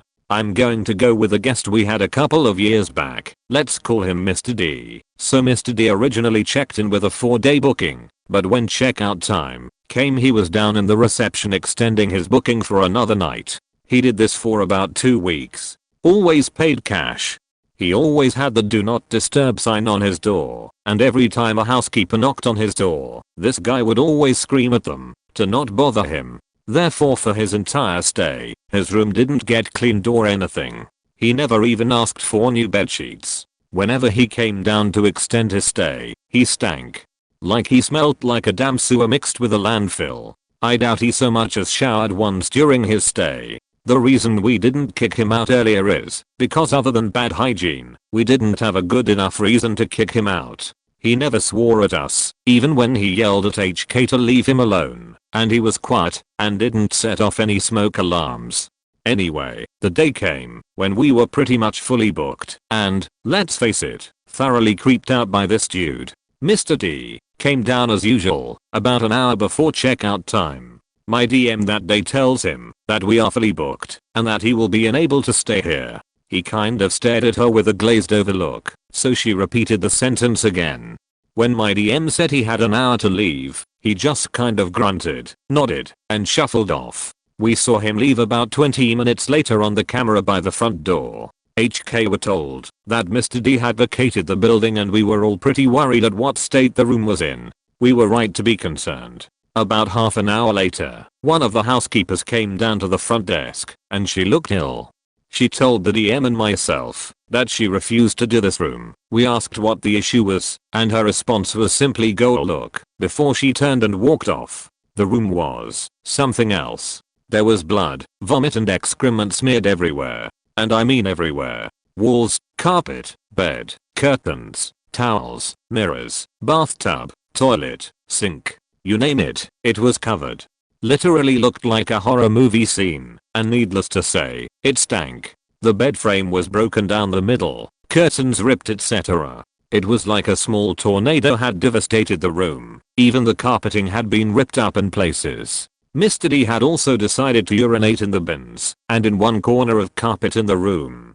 There was also a collection of seemingly used needles scattered around the bed, just to top it all off. The DM and I just looked at each other and went back into the hallway, closing the door behind us. No wonder the housekeeper had looked ill. My DM, who had been in the business for years, looked pretty green around the gills. We ended up having to get a special team in to clean and sanitize the room. It had to be completely refurbed, so it was set off for months. We called the police and gave them pictures of everything and gave them Mr. D's details. A few officers came in that same day and took more pics and took the needles and stuff. I don't know what happened after that, to be honest. I hope they caught up with Mr. D and stuck him in a rehab center or something. I don't even know if the hotel ever got compensated for the trash room or special cleanup crew. Ah well. As long as I never have to see him again, I'm good. He completely creeped me out. Years ago, I worked in one of the largest Las Vegas hotels, and I was the only front desk staff member that wanted to investigate suspicious rooms, so security always asked me to go up with a master key and unlock the room for their investigation. I saw 4 deaths in 3 years, which is about the average for a Las Vegas strip hotel. One Friday, we had a full weekend and a single room hadn't yet checked out by late checkout, and so up we went. Opened the door, and found almost a literal grocery store of treats and sweets in this guy's room. Maybe 20 uneaten full cakes, hundreds of candy bars, pies, cookies, and bags of fast food on every flat surface in the room. Over 450-gallon garbage cans in total. I remember a big bakery cake with the price tag still attached falling onto a security guard's head from the top shelf of the closet when they tried to get everything cleaned up. A man was on the bed, not moving, looking quite dead. It was weird that I knew he was dead just by 1 second of looking at him. He was an obese man and I remember he had giant hands and feet way out of proportion to his body. Had a strange smell which I was told later was probably the beginning of decomposition. One of the security guards ran and vomited and another one said nope, not today and just walked out. The other 2 security guys called downstairs and started looking around and I went to help the guard in the bathroom. He eventually left and I saw maybe 2 dozen small vials on the bathroom counter filled with a cloudy liquid, all insulin. There was a refrigerator which we tossed in the dumpster because he had used it to store food remains and we couldn't clean it, and that made me suggest that he had wanted to kill himself by overeating, even though the authorities didn't say that was the cause of death until later a casino manager told me that in the 2 weeks that the guy had been in Vegas, he had run up over $100,000 in credit lines at multiple casinos and I asked a detective later who I knew to look up the file, and he told me that the guy's wife had divorced him and taken the kids, so I guess the guy went out the way he wanted to. Another guy shot himself in the chest while lying down. Blood everywhere was disgusting, and the dude that was on the Dave Attell show came to clean up the room, but I didn't get to talk to him. Another guy looked like he had been strangled, and we figured something bad went down. They blamed it on a drug deal because there was residue in the room, I guess. No one heard anything that time. He was also a guy that didn't check out by late checkout. Last guy was compressed to death. A heavy weight had been brought down onto him. He was found alone on his bed, late checkout again. The interesting thing about that guy was that it happened during a BBW, Big Beautiful Women, think hundreds of women over 400 pounds each, conference at our hotel, so we just assumed he died in some enjoyable fashion. He was also a really tiny guy, like all the BBW fanboys are. The cops questioned a bunch of people, but never arrested anyone from that one. We told the group they could never come back after they used the swimming pool as a latrine. My first ever job was at a low budget hotel. For legal reasons I can't tell you its name, but it rhymes with Breveltage. With it being so cheap it was frequented a lot by party goers from other cities to experience the nightlife. So, my 16-year-old self gets ready one Sunday morning and heads into work. Sundays were usually pretty busy for housekeeping because every room would be booked and trashed by drunken idiots.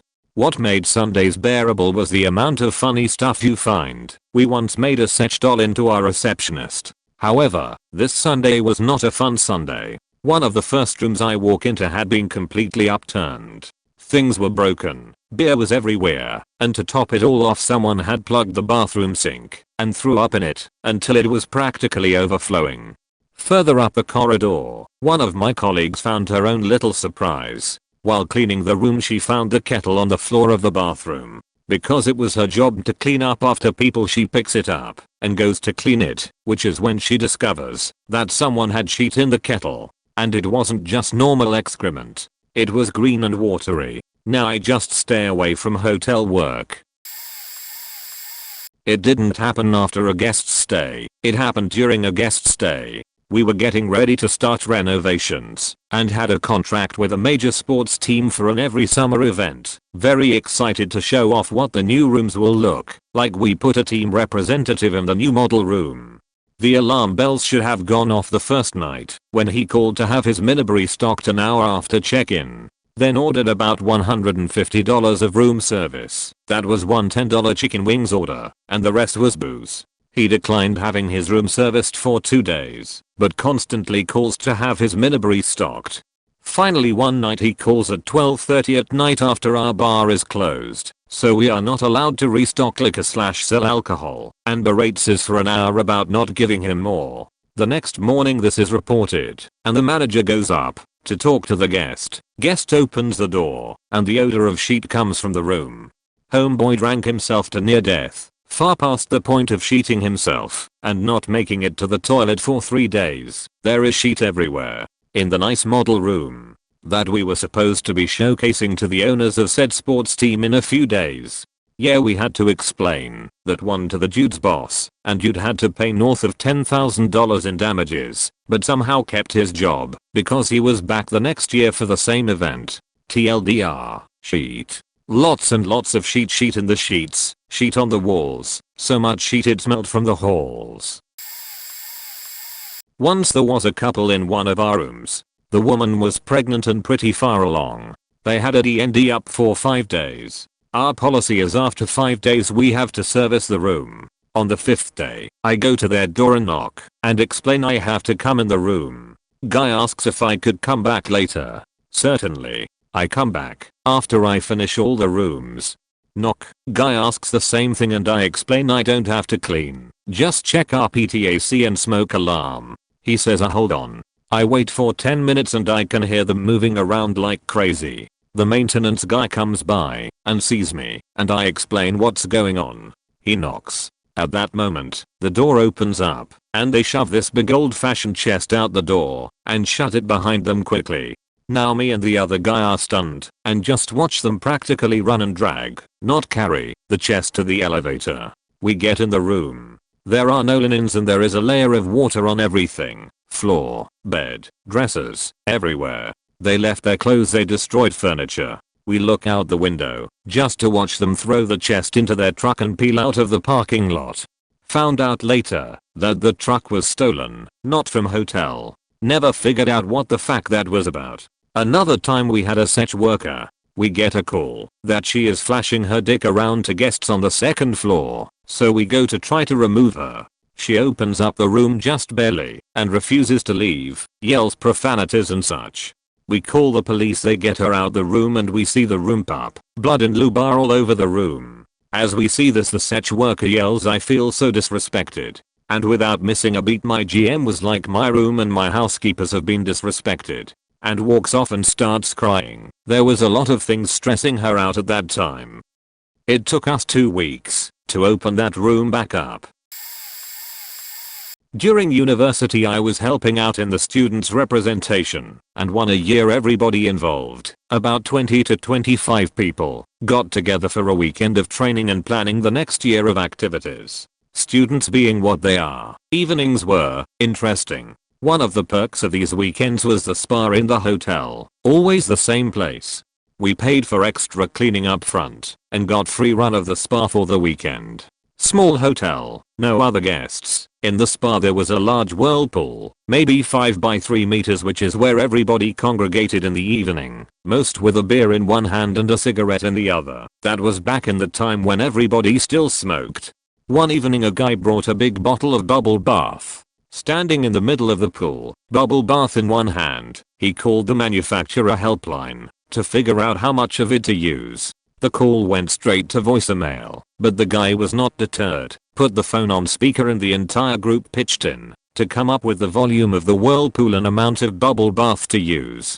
Eventually he ended up to empty the entire bottle into the pool, creating a mountain of foam literally reaching to the ceiling. After various couples had made good use of the foamy privacy, everybody made their way back to the rooms eventually, some stragglers barely before breakfast. The owner was not thrilled, but since we had paid cleaning before and were good customers in all other things, he was not too miffed. Years later, an acquaintance working at the multinational enterprise that sold the bubble bath told me about a strange customer service call by a bunch of people apparently having some kind of party and trying to figure out how much bubble bath to use in a giant whirlpool. Apparently they use the recorded call for training purposes and sheer hilarity, I guess, for years. When I was young, my mom took my sister and I to visit some family a day's drive away. It was getting late. Mom is insanely frugal and asked a gas station clerk where the very cheapest motel in the area was. Time before internet. We pull up to this strip motel quite a ways off the highway and mom gets a room from the front desk. We drive slowly past the rows of doors looking for ours and come to one without a number. It didn't have a number because it was missing the front door. Mom goes back to the front desk. I go in with her to use the bathroom, which had a partial dirt floor and was filled with cicadas. Backquote Mom, there's cicadas here too, just like on artery at home. I remember saying, when I came out. She stared at me, clearly questioning her decision to not hightail it out of there, but she was exhausted from driving all day and didn't know the area she was in. Our room doesn't have a door, she tells the desk guy. I remember he was in a wheelchair with 2 different sized wheels, so he was sitting at a slant. Oh, not that again, he says. Really? He gives us another room, and when we get there, the bottom 8 inches or so of the door was missing, like someone had taken a saw and just chopped it clean off, so there was a huge gap underneath. Mom, utterly defeated, frowns and stuffs it with towels, and goes to sleep. Sister and I stay up for a bit snacking on some Cheerios and Kool-Aid we had with us, and then go to sleep as well. I wake up to this scratching sound, and see the towels moving under the door. I get kinda scared, and shut my eyes, but curiosity gets the best of me, and when I open them there is an opening. I hear the scratching in the room now, at the end of the bed. I shake my sister awake, and keep hearing it, and we work up the courage to turn the light on. For some reason, that made sense to my 6-year-old self. I was convinced it was a leprechaun, and I wanted to see it. Sister flips the light on and this big gnarly raccoon is staring at us from the other side of the room, digging through our big baggie of Cheerios. We scream, Mom yells and flips out of bed, but gets her leg tangled in the sheets and falls on the floor. Raccoon flips his sheet, gets disoriented and tries to run, but his claws are sliding on the hardwood, and he skids towards the bathroom. Bag of Cheerios goes flying in the air and rains down on us. Mom is screaming and trying to get her leg untangled and bumps the edge of the dresser, which sends the thermos of Kool-Aid flying. Raccoon is screeching like a banshee and is finally bolting towards the door, splattering Kool-Aid like a leaky water balloon and sending soggy Cheerio projectiles against the bed and walls, finally escaping back outside. We slept at a rest stop the rest of the night. TLDR, we found a raccoon eating Cheerios, and the staff the aftermath of the ensuing chaos. Worked as a front desk agent at a certain very big hotel chain for about 2 years. I have a few good stories under my belt, but this one really takes the faking cake. We had an older couple, mid-50s maybe, come and stay for about a week. They were a very upbeat, polite couple, and we on the staff got to know them a little bit during their stay. On the morning of their checkout, they visited me at the front desk for their folio, dropped off the room keys, and went on their way. About 2 hours go by, and one of our housekeepers walks up to me and hands me a medium-sized, half-zipped up duffel bag, all the while giggling and chuckling. I glanced inside the open part of the bag and literally went, oh shit. I remember seeing a pretty sizable purple ribbed diddle/do, handcuffs, and a fake police badge. Looks like someone was into roller play. Like, good for them, right? Keep the kink going in their old age. Right on. I asked her which room number she found this in, looked it up, and sure enough, it was the couple. I gave them a call, said we could overnight it to the M if they wish, but they seemed insistent on turning their car around and picking up their toys. Lol. Another hour or so and in comes the husband, embarrassed AF and apologizing profusely. The toys were recovered, he went on his way, and we all had a good laugh. TLDR, old couple leaves a duffel bag full of such toys behind. Not me, but a girlfriend of mine and her cousin went to Vegas like 15-ish years ago. All the hotels on the main strip were too expensive, so they opted to stay at a cheap no-frills motel just outside the main drag. She said, as soon as they got to their room they noticed it smelled a bit funky, but couldn't pinpoint exactly where it was coming from, so they opened a window and didn't think much about it. Later that night, they went out, partied, drank, yada yada, came back to their room, and passed out. The next morning the smell was still there, but it seemed to have gotten much worse. They opened the window again, but being the middle of June in Las Vegas, it was ridiculously hot, so they stopped by the front desk and asked if someone could check the room and try to figure out where the smell was coming from while they went out for the day. When they get back to the motel a couple hours later, they go to their room, and there's 3 or 4 police inside, and the doorway is sealed off with yellow crime scene tape. Turns out the smell they were smelling was that of a dead and decomposing prostitute that someone killed and stuffed under the mattress. It was one of those platform/box bed frames. that has planks instead of a box spring, so you just put the mattress on top of the planks. The police estimated that she had probably been there for 2 to 3 days, and because it was so hot, her body started to decompose at an accelerated rate to this day. My girlfriend says the main thing that bothers her the most about the whole situation is the fact that she slept on top of a dead person. Quite late to the party, but here goes. I work nights, and it seems that's when the crazes come into play, and because of this, I now have a personal rule about guests arriving after 1 AM without a booking. Anyway, I'd only been at the job for a few weeks and thought every customer is needed as business is business. So 2 guys turn up and want a room. The guy I'm dealing with has powder in his nostril and I think nothing of it. Well, something, but thought it'd be manageable. They get their key and go to the room and I think nothing of it. Then 2 ladies appear at the front door in skirts smaller than belts and tops that left nothing to the imagination. I'm about to let them in. Door is locked from 11 PM. When the guys come down, "Can you let our girlfriends in?" MMHMM. Now we have a 2 adults per room policy. It's stated in the TNCs and enforced to keep noise down. I tell the guy that he's going to need to pay for another room for the girl, so he does, and I'm flabbergasted that he did. Room rate was £124, so they disappear upstairs, and I go on a corridor check about 20 minutes later. As per the corridor stinks of weed, and as I get past one door matey opens it up, and I'm greeted with a cloud of smoke.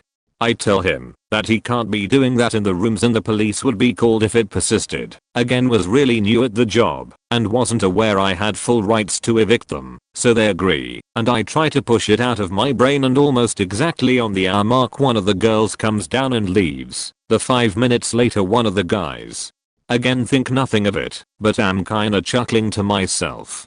Then the main guy comes down with his girlfriend and asks where his mate is. I genuinely say he must run out of money because they've both left. The guy sheepishly leaves with his lady friend and I think no more other than to check to see if the room has been cleared of smell. Upon entering the first room I was greeted first by the smell of weed, bus, sech and beer. The bed was unmade and soaking. Guess she pissed herself. There was powder all over the table, beer cans in the bin on the floor, and under the bed and condoms in the toilet. The second room wasn't much better, and I got a strong word off my manager the next day as it's down to my discretion whether or not I sell a room. So my rule has been enforced ever since. I remembered another story that happened where I work. We had a guest stay in one of our suites. Said guest hops in the shower in the morning before his meeting. Immediately after he starts running the water for a shower, he gets covered in a bright pink substance. He grabs a towel to wipe this sheet off and then gets covered by a bunch of glitter. He reports this to the duty manager and they reach out to me in housekeeping to ask what the fuck just happened. I was so fucking confused as to how this could possibly happen, as the room attendant that cleaned the room previously is one of my best. I do digging and realize this suite was previously occupied by a bunch of ladies having a bachelorette party. We figured that this was a prank meant for the bride-to-be. The room, being a suite, has 2 bathrooms. The bride-to-be had showered in the parlor side of the suite and avoided being pranked. This gentleman showered in the bedroom bathroom and got a glitter and pink liquid shower. My manager went to speak to him and explained the situation, that we thought this prank was meant for the previous guest. The whole time she said she could see one single piece of glitter shining on his face, but didn't have the heart to tell him. We had a good laugh that day and surprisingly the guest laughed about it as well. The hotel I work at has a restaurant and a bar in it. Had 4 guys stay once. They were workers who had been out in the bush for 2 months. They had 2 rooms with 2 in each. When they checked in they immediately went down to the bar and got hammered, went upstairs to the restaurant, ordered food and more drinks, disappeared for a while, came back demanding their food. Later in the bar one of them punches the other, instantly knocking him unconscious. Paramedics and police were called. GWP, guy who punched, runs away after knocking his coworker out. GWP goes to his other 2 coworkers' room. They let him in, and I'm not sure how it happens, but this guy breaks the TV, rips an outlet off a wall, cuts the phone cord to the room cord, pisses in the tub, then puts bedding and all towels in the tub and pisses on that.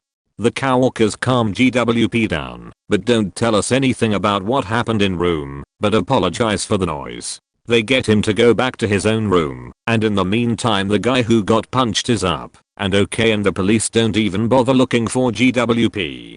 GWP grabs all of his stuff and marches out of the hotel and proceeds to drink in his work van.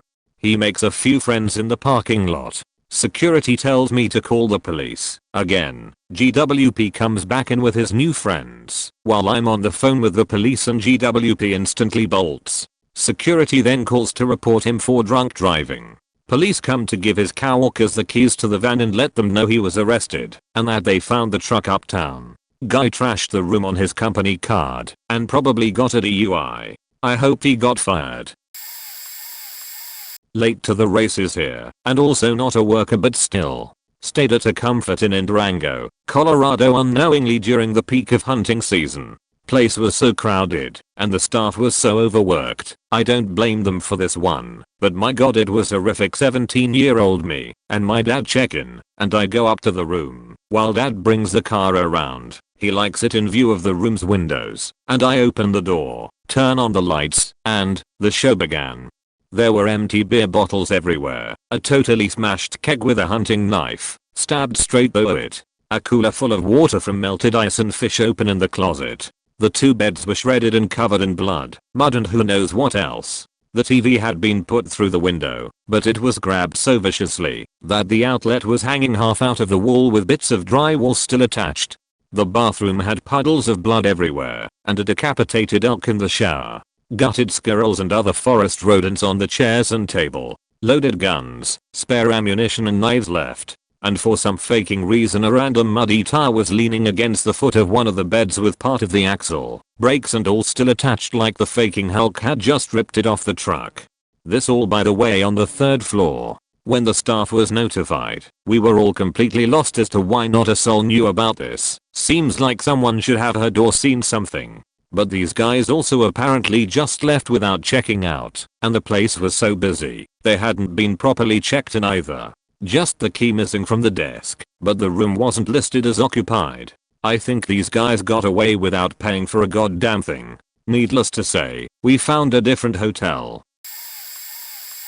Alright, I got 2 here. We have a regular guest who works for the state's Department of Conservation. Comes by a few days a week for a few months, when his work brings us out towards us. He's been staying at the hotel for decades. One time, after he left, the housekeeper cleaning the room found a dill/dough in the bedside table.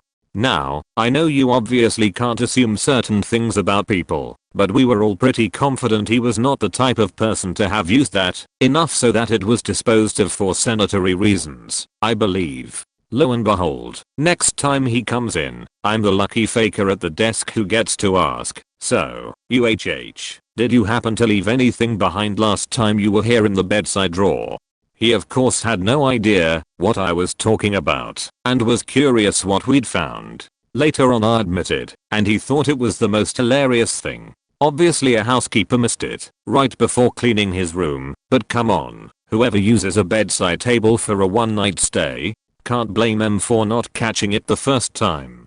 Second one isn't as bad as some of these, and doesn't technically count, since it was during the guest's stay, but it was my first experience with a bad situation. Had a large group from a company staying with us for a week or so, as they set up a new store in the area. One of the employees hadn't shown up to work, and wasn't responding to calls from the boss apparently, who eventually called us directly. After some negotiation, basically, the boss wanted us to check. We pointed out we weren't supposed to. Boss pointed out their company was paying for the room. We admitted fair enough. I was lucky enough to get to head up to this person's room, who had missed 2 days of work. I knocked. There was no answer. The TV was on inside. I could hear. As I opened the door, the heat was disgustingly high, the lights were all on, the room was trashed like it had been lived in for a month, and there was a horrible smell that was both combined with what I later realized was liquor. I was calling out as I moved into the room, trying my best not to walk in on someone naked. From the door of the bedroom, you can't see the bed by design, just the TV/desk in the room. I had to walk into the room and go around a corner. In the bed was the guest, pale, and I honestly couldn't even tell if she was breathing, but she wasn't responding to my calling out to her. Well, I went and go get the manager on duty, who's just as unhappy about it as me, since we are now pretty sure we have a corpse on our hands. Turns out, thankfully, she was alive. We called up an ambulance who took her off, against her will, but she wasn't coherent enough to actually refuse, and later learned from her coworkers that, for whatever reason, she had chosen this time to go on a drunken alcoholic bender in the room for days. She did not last with that company very long past that incident. This actually happened a couple weeks ago at our hotel. We had a guy stay for about 4 days. He originally was a walk-in that was staying for a night with his buddies, but ended up extending. Anyway, after his friends all left the hotel, he decided he wanted hookers to join him for the rest of the week. Then there was a problem with his card, so while we were at the front desk with him trying to charge it, the hooker made off with what I can only assume was the physical card, which prompted the guest to say, "And there she goes with all my money," while looking wistfully at the door. His mom is now paying for his room. Later in the night he demands that we get our porter to drive him to a pharmacy to buy needles or we can call the ambulance when he's on the floor in a diabetic coma. It's 11:30 p.m. No pharmacies are even open. That night, another hooker. She brought the needles. We figure this out when, upon checkout, well, he technically got kicked out because the hooker was stealing from our snack shop. The next day, the housekeepers find his room caked in blood with needles everywhere. There was blood on the ceiling. It took the housekeepers 3 garbage bags to get rid of the contaminated linens. TLDR, guy checked out one morning. Housekeepers find blood all over the room and the ceiling. Needles everywhere. Not my experience, but a friend from uni who was an assistant hotel manager. She called me after this happened because she couldn't wait to tell me when she got home. A guy they've had a history of issues with was staying at the hotel, but he was on his last warning. He'd never had anything this bad happen before, was mostly just general disturbance issues, but he apparently liked to get away from his wife every now and then, and my friend's hotel was the place to go apparently. Anyhow, some random lady comes into hotel looking drugged up and pissed. My friend and her manager are concerned, so they ask lady what's up. Lady says she's fine, she just needs to find room 206, I think was the room number. Friend directs her to the room, but shortly after realizes it's problem dude's room. They just go oh drama. Shortly after that encounter, front desk gets a call from 206 of a lady yelling bloody murder. Friend and manager get up there to find lady in problem dude bloodied up, as well as the walls and front door being splattered with blood. Apparently lady had been clawing at problem dude, but problem dude hit lady's head against the wall or something rough like that. So it was both of their blood. Ambulance was called, and both folks were ushered away, though there were no super dangerous injuries. It's just standard procedure. Needless to say buddy boy wasn't ever allowed back in again. My friend and her manager had to help clean up the mess, since they were short a janitor.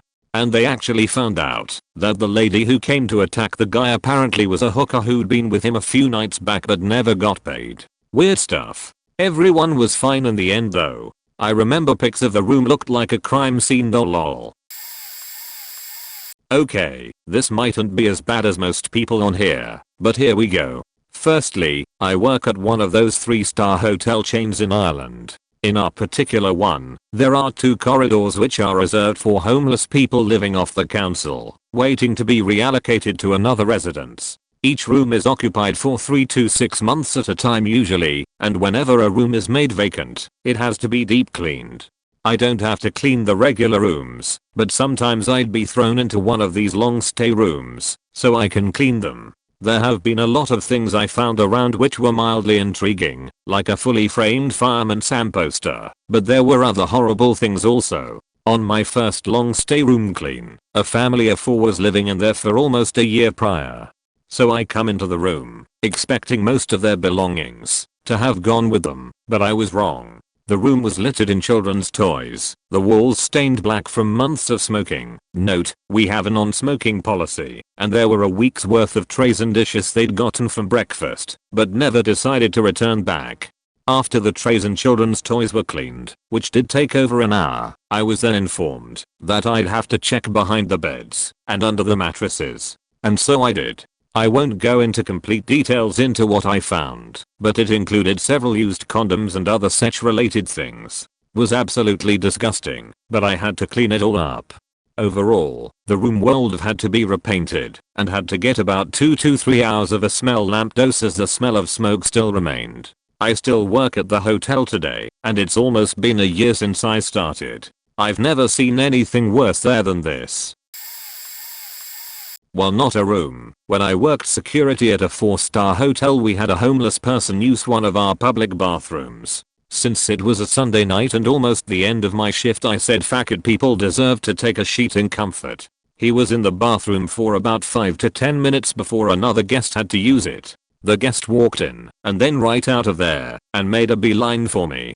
He said there was a homeless person in the bathroom, which I knew, who was taking a bath, which I did not know. So I called for backup and headed to the bathroom to tell him to knock it off. Opening the door, the first thing that hit me was the smell. I was expecting the normal sets of smells. That was not the case, cause when I landed eyes on the guy, it was nothing but open sores / wounds and pus. It was unfortunately something out of a horror movie. I told him that he couldn't be washing himself here, which I felt faking terrible about saying. That's when my backup arrived and said holy shit. That's when I said, well, my shift is almost over, have fun with this, and bounced. From what I was told, the first set of maids refused to clean that bathroom and waited for the night cleaners to come in to steam power wash and BO the whole bathroom. Only reception staff, so I don't actually check many rooms that often. There was a call from a woman the day after last year's Valentine's, and she mumbled something on her phone that I couldn't hear, and told me she left it in the room. I told her I couldn't understand, and wanted her to repeat it again, but again she mumbled. I told her I couldn't hear, but I'd look for anything out of place, and she said thank you repeatedly, ha ha ha. So on I go up to the room, looking around the suite, which cost a significant amount of money. We only have 3. I look about and can't see anything until I open the bedside drawer. Oh my god. She must have had about 5 vibrators in the drawer and a 50 Shades of Grey gift set from Ann Summers. There was no bag. I called down to reception and the team were howling. I asked someone to bring a bag and help me, cause I really didn't want to pick them up. We get them into the bag and this vibrating cork ring starts buzzing off. Oh my god, we were screaming. Kept it buzzing till we got downstairs and called the woman it was here. Definitely a day I'd like to forget. Not a hotel worker, but I did see something weird. This was 2 years ago with my family, and we were on our way to a hotel that we visited every year or two. It's a 6-hour drive, so it feels like an eternity when we finally reach it. It's a nice hotel that's in front of the sea, and it's very beautiful. On our way there we saw a couple of weird things. 3 giant trucks in the same small road, and they almost hit another car in front of us. A guy in his car with a 6-year-old in the driver's seat. I think he was trying to teach him how to drive. But what we saw that weirded us out was a car getting out of another hotel that's an hour away from our hotel. And in that car was a guy in a bathroom robe and cream on his face driving the car, looking very angry. And we ignored it, but it still was pretty weird. And when we reached the hotel and spent like 3 days there, I saw the exact same guy in a bathroom robe, but in a different color. And he was beside the pool on his phone. And one of my friends that sometimes meets us in the hotel told me that he saw the guy with only a towel covering his waist, and he was running around the place very creepily. We are going to go to that hotel again in 2 months, and I don't know if I'm gonna see that guy again. Hopefully he's not running around without anything on, cause that'd be one hell of a story to tell. I've held on to this for years. I worked the night audit at a chain, and my boyfriend at the time was a cop. He'd stop by and visit me from time to time, since we had the same schedule, and would also do a check around the building if he had time. We had a security guard, but he was often too busy on his laptop to pay attention to anything. I should also mention we had a guy working at the hotel who was just a fuck up in general. He was always coming in super late after my shift, and when he did have to work the audit, he'd mess it up, and I'd have to fix whatever mistakes he'd made, faking Gordon. Anyway, this one night, I checked this guy into his room. It was a quiet night and thankfully we still had a lot of rooms left because the guy came back pale and quite upset. And as I'm trying to talk to him to figure out what's going on, both my boyfriend and the security guard come in to tell me they just saw like 30 people walking out from behind the hotel where this room was located. So then the customer gets it together and tells me the room is in disarray. The three of us put 2 and 2 together and boyfriend calls his supervisor for backup. The room was a disaster. It smelled heavily of weed and puke, and there was puke everywhere. The customer had approached the door, and the smell hit him before anything. As soon as he opened the door, they scattered and went out the window immediately. The timing of this was incredible, because my boyfriend just happened to be in the area at that time. These dumb kids had drawn all over the sheets too. Anyway, we shut off the room, gave the customer another heavily discounted room, and tried to figure out the situation, because the room was listed as vacant. Not 20 minutes after this whole ordeal began, these 2 guys in their early 20s showed up and wanted to know why they couldn't get into their room anymore. They claimed they didn't know the situation or the people involved, but they were high as shit as well. Come to find out, not only was the room listed as vacant, but it was because faking Gordon had rented out the room to these guys, who were his friends, and pocket the cash. So we didn't even have a record of them being there. He was fired immediately. Bonus story, we had a separate building with rooms, the annex, and one night another one of our guards walked into the lobby, and it smelled heavily like burning tires. I was gagging. It had been raining so hard that a skunk had made its way to the door to seek shelter, and it started him as he was making the rounds. He got sprayed badly. All 30 rooms in the annex were calling me at 3 AM because they needed to be moved, but we had no more rooms that night, and the rain was coming down hard. Other hotels in the area were full as well. Hands down one of the worst nights I spent working there. TLDR, worked with a bunch of people that stayed in a hotel. They faked it up, left weed behind, 30k damage. I didn't work at a hotel, but stayed at a bunch. I used to travel for work. We would be in hotels for 3 nights or more a week, and I did it for several years. The worst off the rails moment we ever had was in Tennessee. We were a traveling inventory company, so there was a lot of us. We would have usually somewhere between 20, 40 plus rooms. Most of the people that worked at this particular company were poor as shit and were young, like mostly early 20s. So they do what you would expect 70 or 80 people in their 20s would do: party, fuck, smoke weed, get drunk. Well, the drug supplier for the crew didn't get any weed before we went out that week, so they were getting drunk instead, which led to a bunch of rooms getting trashed. Some brothers that were staying in the same room decided to have their own version of WrestleMania in their room. Another tried to be BQ in his sink. Weed guy got some weed for the last night we were there and brought it up.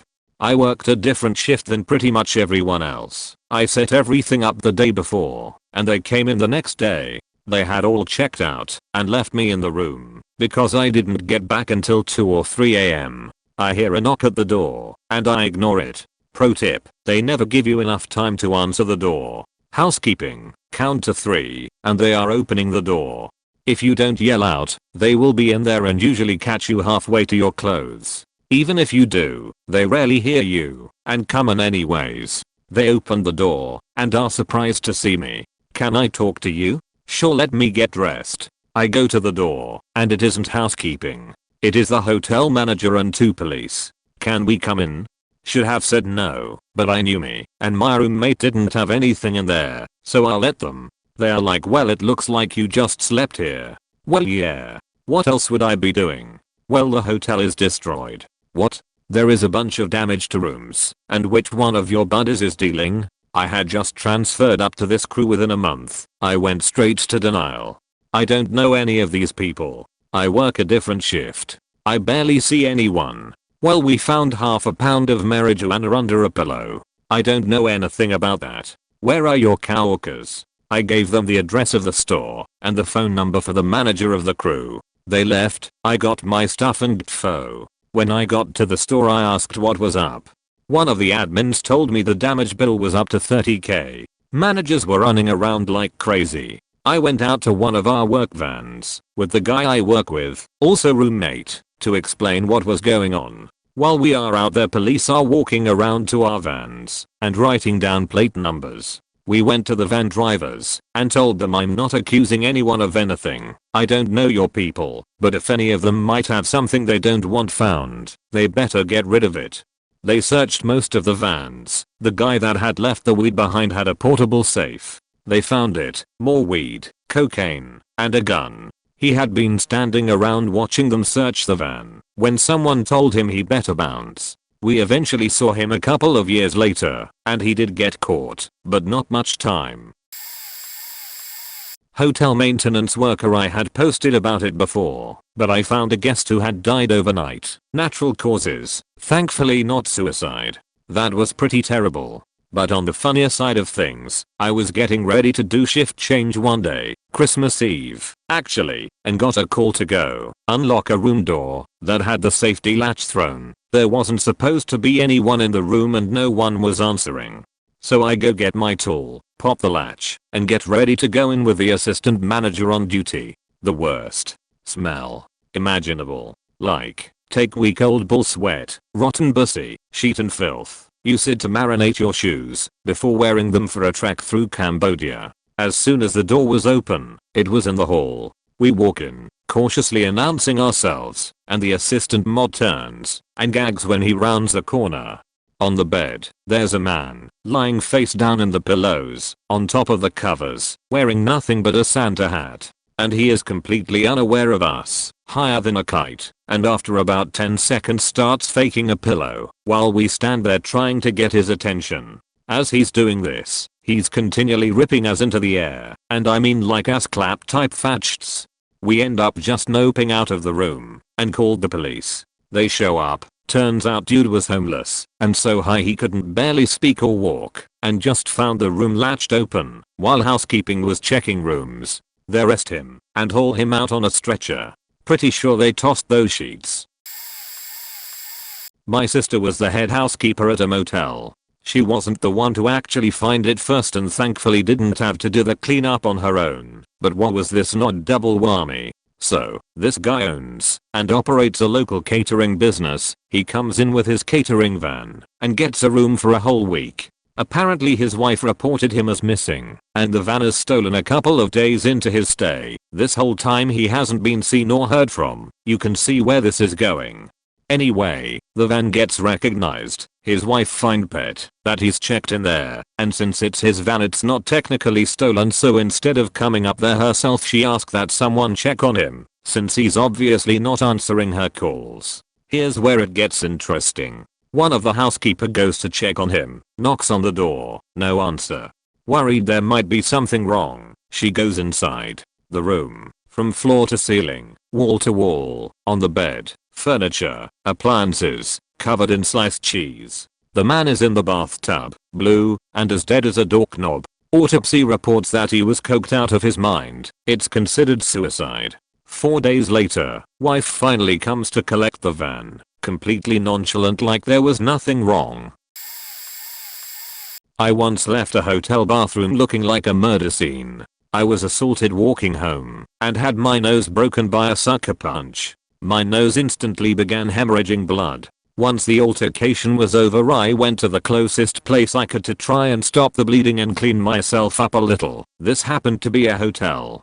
I got into reception and the night guy just pointed to the closest toilet just off reception, which was the ladies' toilet. I ran in and began trying to clean myself up.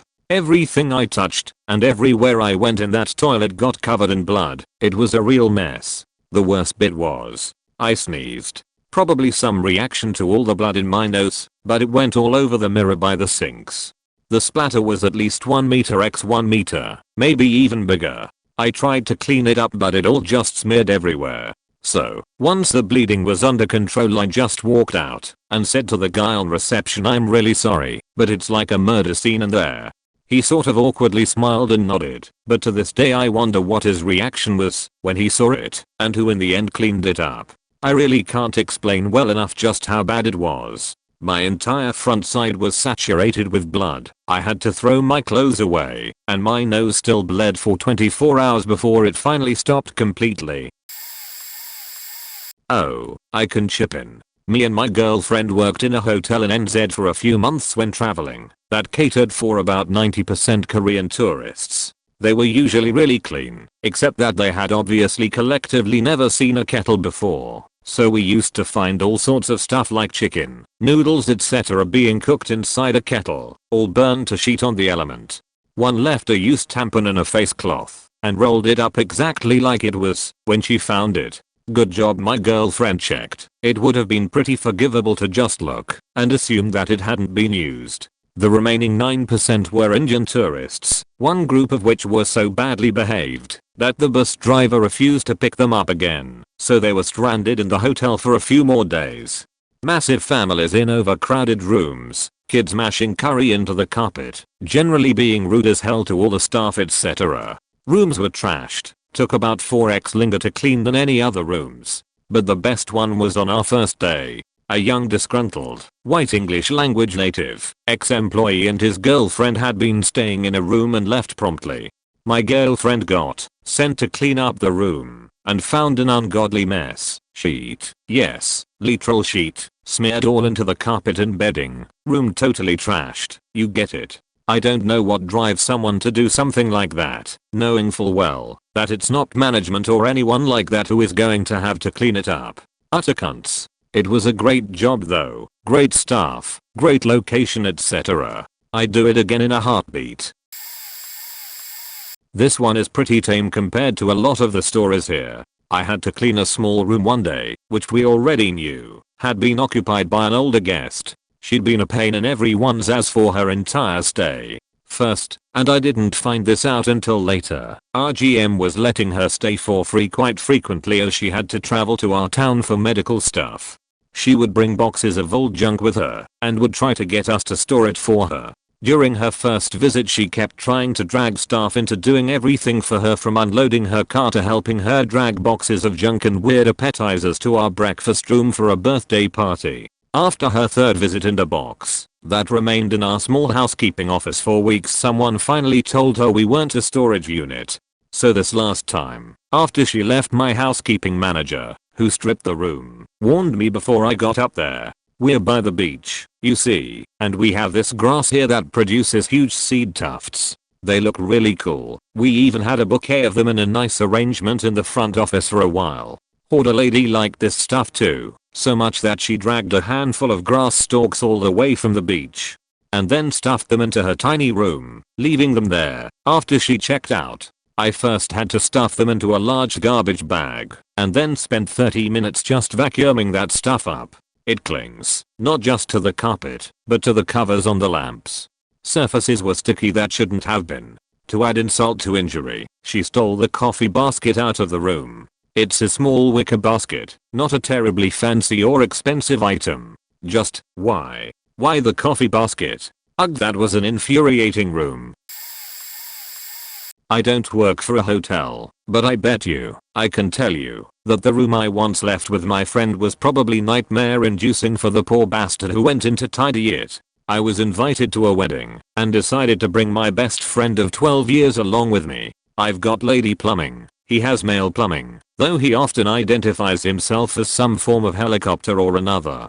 And we make the drive up and stop off for lunch before checking into our hotel room, feasting on all the culinary delights West Yorkshire has to offer. After checking in, we decide to have a few pints and play some Stellaris, and can't be bothered to eat out again as it's cheaper to grab a couple of pot noodles and just eat those.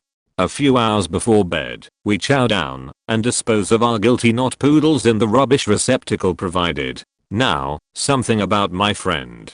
He has an absolutely appalling diet when left to his own devices, and, according to him, has some undescribed tummy thing that gives him the most rancid fats known to man. They're bad enough that I've started to suggest he has his cancer. Anyway, we eat Yorkshire food and pot noodles and drink enough to make the average Yorkshire man raise an eyebrow appreciatively, bumping into the groom at the bar and getting him hammered too. We go back to the room and go to sleep, my friend tooting and pooting his way through the whole thing. We wake up in the morning and the first thing I notice is that my nostril hair is missing. Nothing unusual there. We go for breakfast and have a ciggy, leaving the bed unmade as we'd be getting back into it again at some point in the future. After our brekkie and nicotine absorption, we head back to the room to get ready for the wedding. Oh dear God. You know when you're so used to the way your home smells you only notice it when you've been away for a while? Yeah.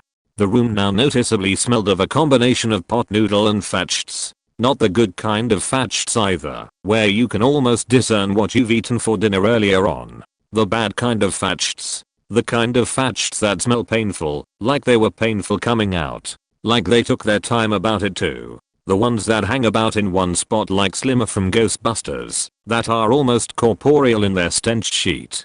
We had to get ready, so, hoping my dress hadn't disintegrated, I opened the window, hoping that would dispel the smell. We got ready, and went to the wedding. It was fan-bloody-tastic, and made even better, that the reception was at the hotel we were staying at. I have to go and change my shoes, because I can't damn walk, so I go back to the room. The smell was still there, the window was still open, and the bed was made. I used to work at an expensive bed and breakfast as a housekeeper. We have white towels, linens, and bathrobes in our little hotel. One day we went to clean a room and immediately realized it was a code red. Blood. So much blood. And if we hadn't seen the couple check out that morning we would have called the cops.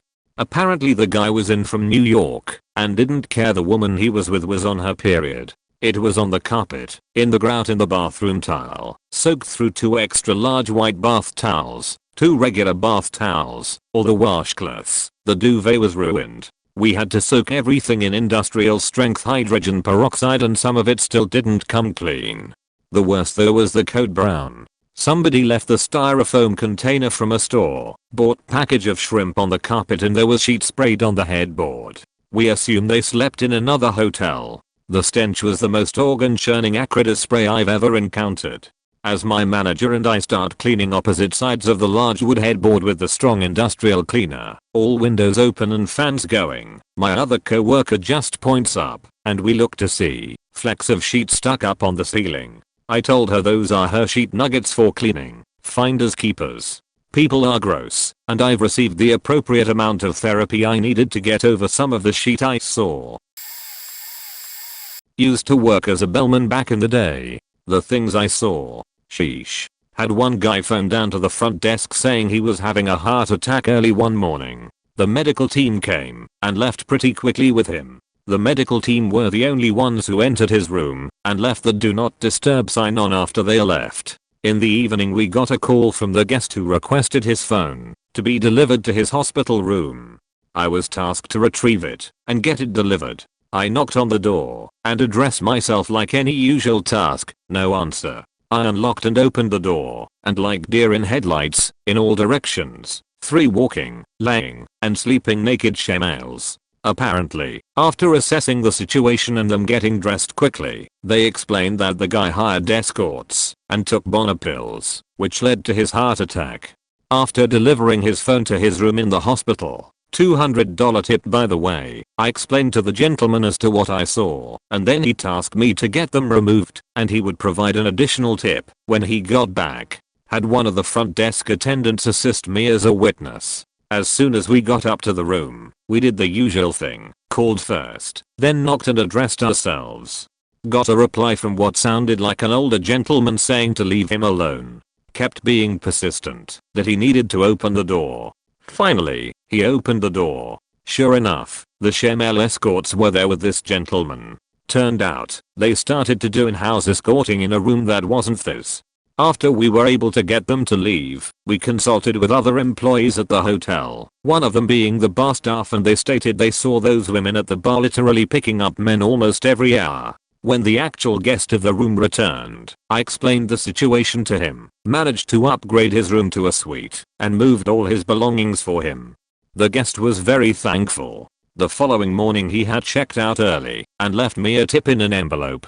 $1,000. Twice by the same person on different occasions. I was asked by a gentleman to retrieve his suitcase from his room. Of course, as usual, I obliged. As soon as I walked in, it was an awful smell of poo and all his clothes laying on the floor out of his suitcase. I immediately turned around and went back to him. Told him all of his belongings weren't in the suitcase, and unless he wanted me to bring him an empty suitcase, he needed to pack all his things up himself. He reported me to the general manager, who sided with me, thank God.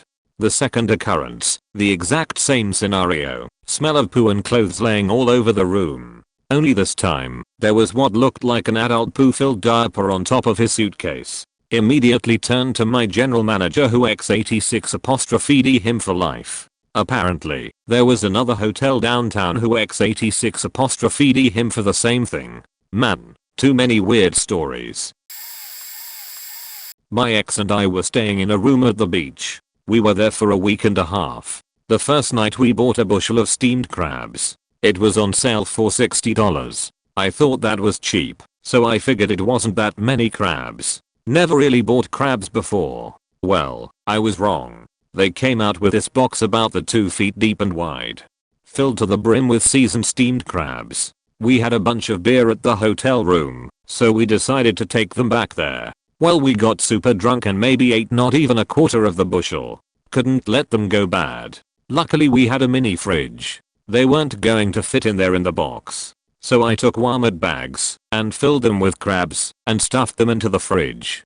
Almost all of them fit. We had a cooler, the one with beer. I had to take the beer out, add ice and put the rest of the crabs in. Okay, all good. She went to sleep. I continued to drink and eat ice cooler crabs. I made a pretty decent mess. Shell, meat, and Old Bay made it about a foot diameter around where I sat. Passed out. The next day I woke up and was in shock at all of the mess and smell.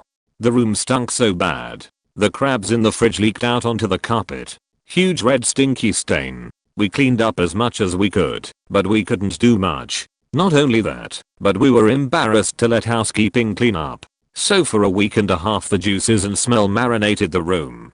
Plus all the trash of a normal week and a half.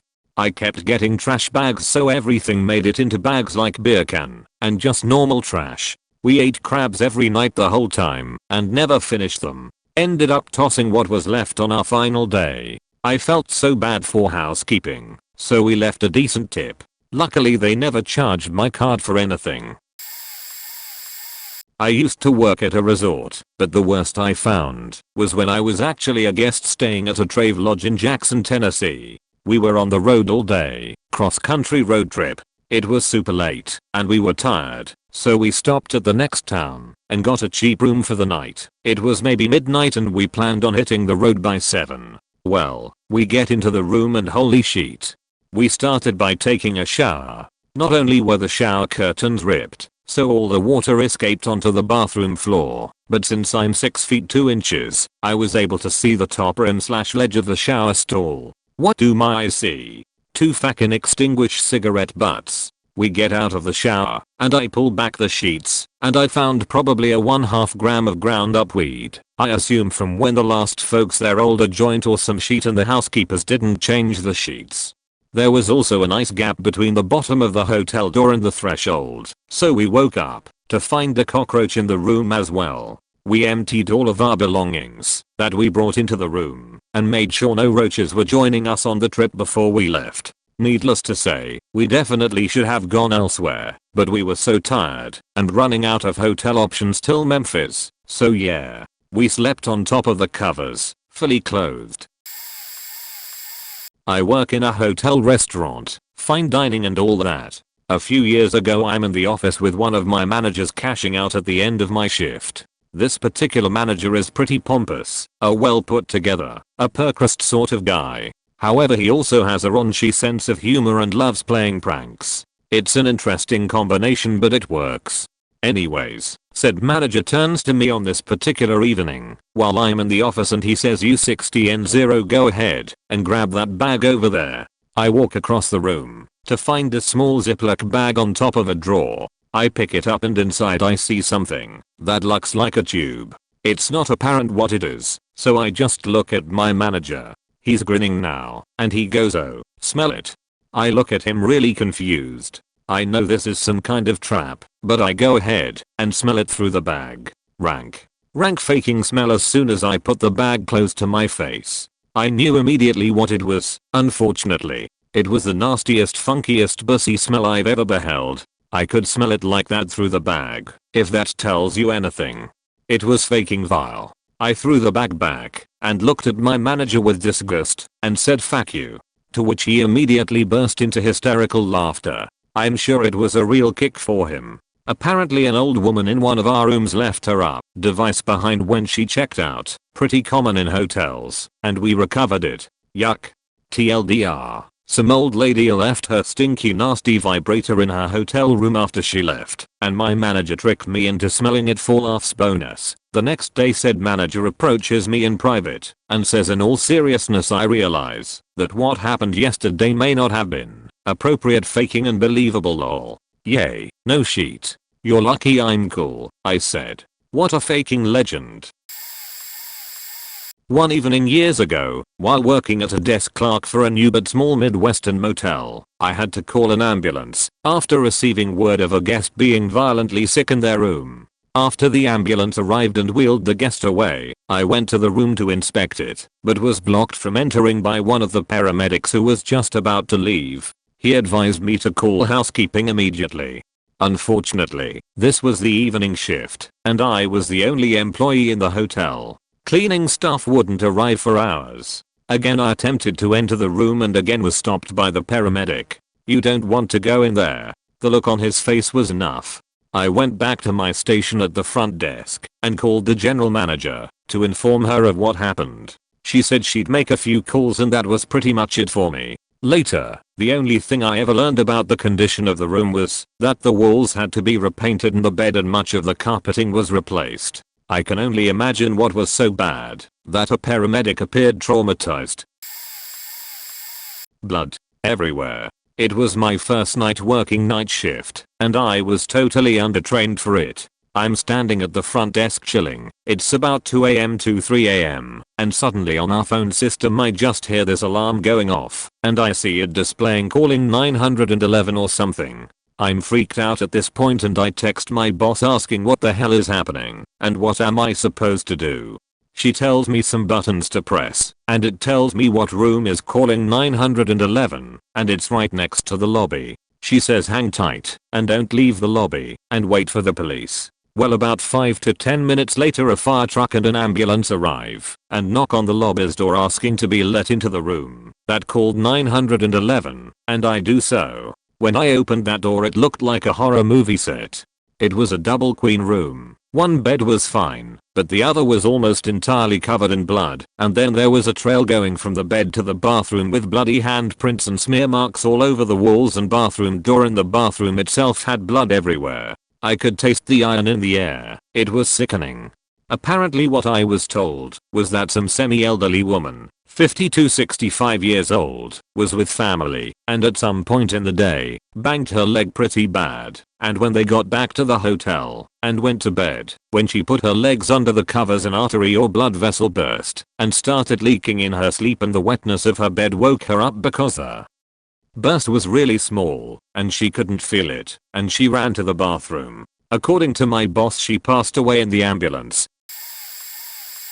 The bathroom had hidden sheet stains everywhere. It was a normal day for me. My coworker/friend had stripped room 132, which meant it was at the very end of the hall. I roll my cart down there and walk in to find towels in the sink. So I'm like, oh okay, they must be stained. So I pick one up and boy, it was stained alright.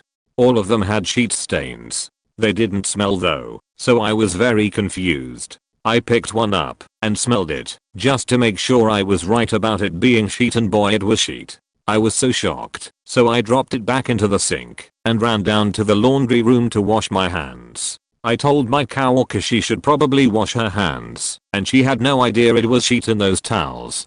I come back and put gloves on to put the nastiest towels in my stained bag and then assessed the damage in the bathroom. Nothing. I couldn't find anything until I looked closer and found sheets splattered everywhere. I could smell it too. After I figure out there is actual diarrhea splattered, I empty the garbage that was right outside of the bathroom. There was a faking enema in the garbage. I scrubbed that entire bathroom for about an hour. It was splattered behind the faking toilet too. Another time I walked into a room to strip it, and there was a skid mark on the side of the tub. The beds had chewing tobacco all over them. There was a box half full of beer. All I knew was that they were bikers. TLDR, there was diarrhea all over this bathroom along with sheet-stained towels. I worked as a housekeeper for one of the more expensive hotels in my area. We had a reputation for being the cleanest hotel in town, which I can safely say was true. It was the most demanding housekeeping jobs I'd ever had. I'd seen a lot of off-putting things on the job. A nurse who let their dog pup and pee in bed with them. A doctor who got so drunk they'd puke on our carpet. Stiff towels next to the single PG&E guy's bed with an empty bottle of lotion. Silk rope when couples rented. And an inflatable Setch pillow. Didn't even know what it was at first. The worst one though was a party of people. These people had won some radio show that gave them a free night in our hotel suite room. Front desk hung onto their card, which later turned out didn't work, just in case. Our housekeeping crew came in and oh boy, there was white powder on every glass table, blood all over the toilet and bathtub, dirty syringes all over the bedroom with those big rubber bands stranded all over the floor as well. Burnt tin foil on the kitchen and bathroom sink. The mattress had 2 holes cut into it with drug-related paraphernalia baggage shoved in. It was a nightmare. My main concern being the blood and used syringes. We were all very careful, and it took us 4 times longer to clean than any other suite. I don't think any charges were pressed, or that the police were ever called. Ex-housekeeper of many years. The worst thing to come across, and it happened a lot, was period blood. Women have this theory that, because it's not their house, they are welcome to free bleed wherever they want. Beds covered in blood, duvet soaked, vaginal blood drippings on the floor of the bedroom leading all the way into the tub, in which they proceeded to free bleed standing over the tub, robes bleed in. Seriously, honestly, an encounter with vagina blood happened on the daily. Valentines and weddings are also typically gross. Used condoms, Setch toys, lube, shaved pubes left in the shower/tub, that stuff is everywhere. Another hotel I worked with had a temporary manager staying in one of the rooms. I felt bad for the guy, but he had this terrible skin condition where all of his skin was peeling. Cleaning his room was a bit hard to stomach. There was literally flakes of skin all over the carpet/bed/pillows. It was like a downpour of snow in there. You would want to wear a full hazmat suit. I'd say hotel housekeeping is a walk in the park compared to my days housekeeping at a senior's home. Me and my now husband were staying in a hostel in Australia for a while whilst we were working/traveling. The hostel itself wasn't terrible, it wasn't the best, but it was generally clean and full of people like us who were staying for a while or traveling around. At this point, we were staying in a 4-dorm room and had previously been put in with other couples or younger people. One day, however, we had 2 new people, one called Tom and one called Igor. Now Tom must have only been about 15 or so. His mother came into the room with him, introduced him to us, and advised he was learning how to live independently whilst at the same time making his bed. That kid spent the whole week eating out of vending machines and smoking like a chimney. Tom was okay, mainly kept himself to himself. Igor, however, was a completely different story. Igor spoke little to no English and didn't really understand the concept of a hostel, sharing rooms, keeping clean, etc., and was very loud, rude and generally a bit gross. One morning my other half and I got up to get ready for work and are hit with ungodly smell. Think a smell that rivals sheet that's mixed with chili sauce and mold. We quickly get ready and leave for work. After work, we head back to the hostel to get into our room and find Tom gone and our bed sheets stripped with a little note on top saying, "Sorry, we stripped the wrong bed." So wondering what it was, although I think we already knew, we went down to front desk and asked them what happened. Apparently Igor had not only sheet the bed because he couldn't be bothered to leave the room to go to the bathroom, he had also smeared it all over his sheets/bed and on a runner. Cleaning said they stripped all of the beds and cleaned the room as thoroughly as they could, but we wouldn't be able to switch rooms as they were full. The room smelled like a mixture of sheet and disinfectant for about a week afterward. We now affectionately refer to him as Sheet the Bed Igor when we relay the story to anyone. Not a hotel worker, but a girl I know is a guest services manager at the nicest hotel in town. She has shown me photos and videos on her phone of some pretty gross and disturbing shit stuff you wouldn't expect for a 5-star hotel. My favorite 3 were blood everywhere in the bathroom. It looked like someone had been murdered in there. The photos were like something out of forensic files. They called the police to make sure it was documented and cross-checked with any type of assault victims checking into hospitals. Nothing. No idea what happened there. The other was the most foul thing. If I'd had seen it in person I probably wouldn't have ever checked into a hotel again. Someone had set up a small garbage can in the corner of a room and tried to shit in it. They had what appeared to be a very large amount of black sludge like diarrhea and only like half of it made into the garbage can. The rest ran down the walls in the corner and puddles into a mound around the garbage can. My friend said it smelled horrific and that whoever was staying there didn't bother to check out face to face, they just slipped out sometime that morning. She said it was pretty obvious the people staying in the room were sheet-faced because she checked them in and remembered the room number. Her guess was that someone was locked in the bathroom puking because the bathroom smelled like vomit. The other person had to go and just tried to improvise because they couldn't make it to the lobby in time. People faking. There is just something about hotels and the libido. People do crazy shit. She has shown me videos she has taken of security footage of people just smashing in parking garages, staircases, elevators, even the lobby late at night. No nook or cranny is safe. People will try to fuck there. People are disgusting. Not a hotel worker, but I'm sure this will count. On my 8th grade DC trip I was sharing a room with a kid I got stuck with and didn't really know too well. Everyone else had 4 people in 2 beds, while we each got our own bed because unknown reasons. Anyways, we go on a short cruise on this boat in a lake somewhere in DC, and we have dinner and drinks and dancing and all that. Well, I guess I was the only one who managed to get food poisoning because I remember vividly waking up that night and spewing chunks all over the floor and on my friend's bed, all the way into the bathroom, in the sink of the bathroom, the floor, the toilet. I was literally spewing. Puke was everywhere. I thought I managed to get it all out because I fell asleep at some point and I woke up to my friend saying, "What is all over the room? It smells like shit in here." I told him I threw up and I'm not sure what happened next, but everything got packed and we got rushed out of there. I feel sorry for the hotel staff. I think they just burned down the whole room. Luckily it was the morning we were leaving, so I had to sit in the bus all day while we made like 80 stops at random historical sites. Then I was forced into going to the National Air and Space Museum, and I sat in the food court with my head down and sipping some blue Powerade trying to sleep. When it was time to leave, someone came and got me, and as soon as I got up and started walking back I proceeded to projectile vomit blue Powerade and my bowels decided to let loose as well. I immediately rushed to the bathroom.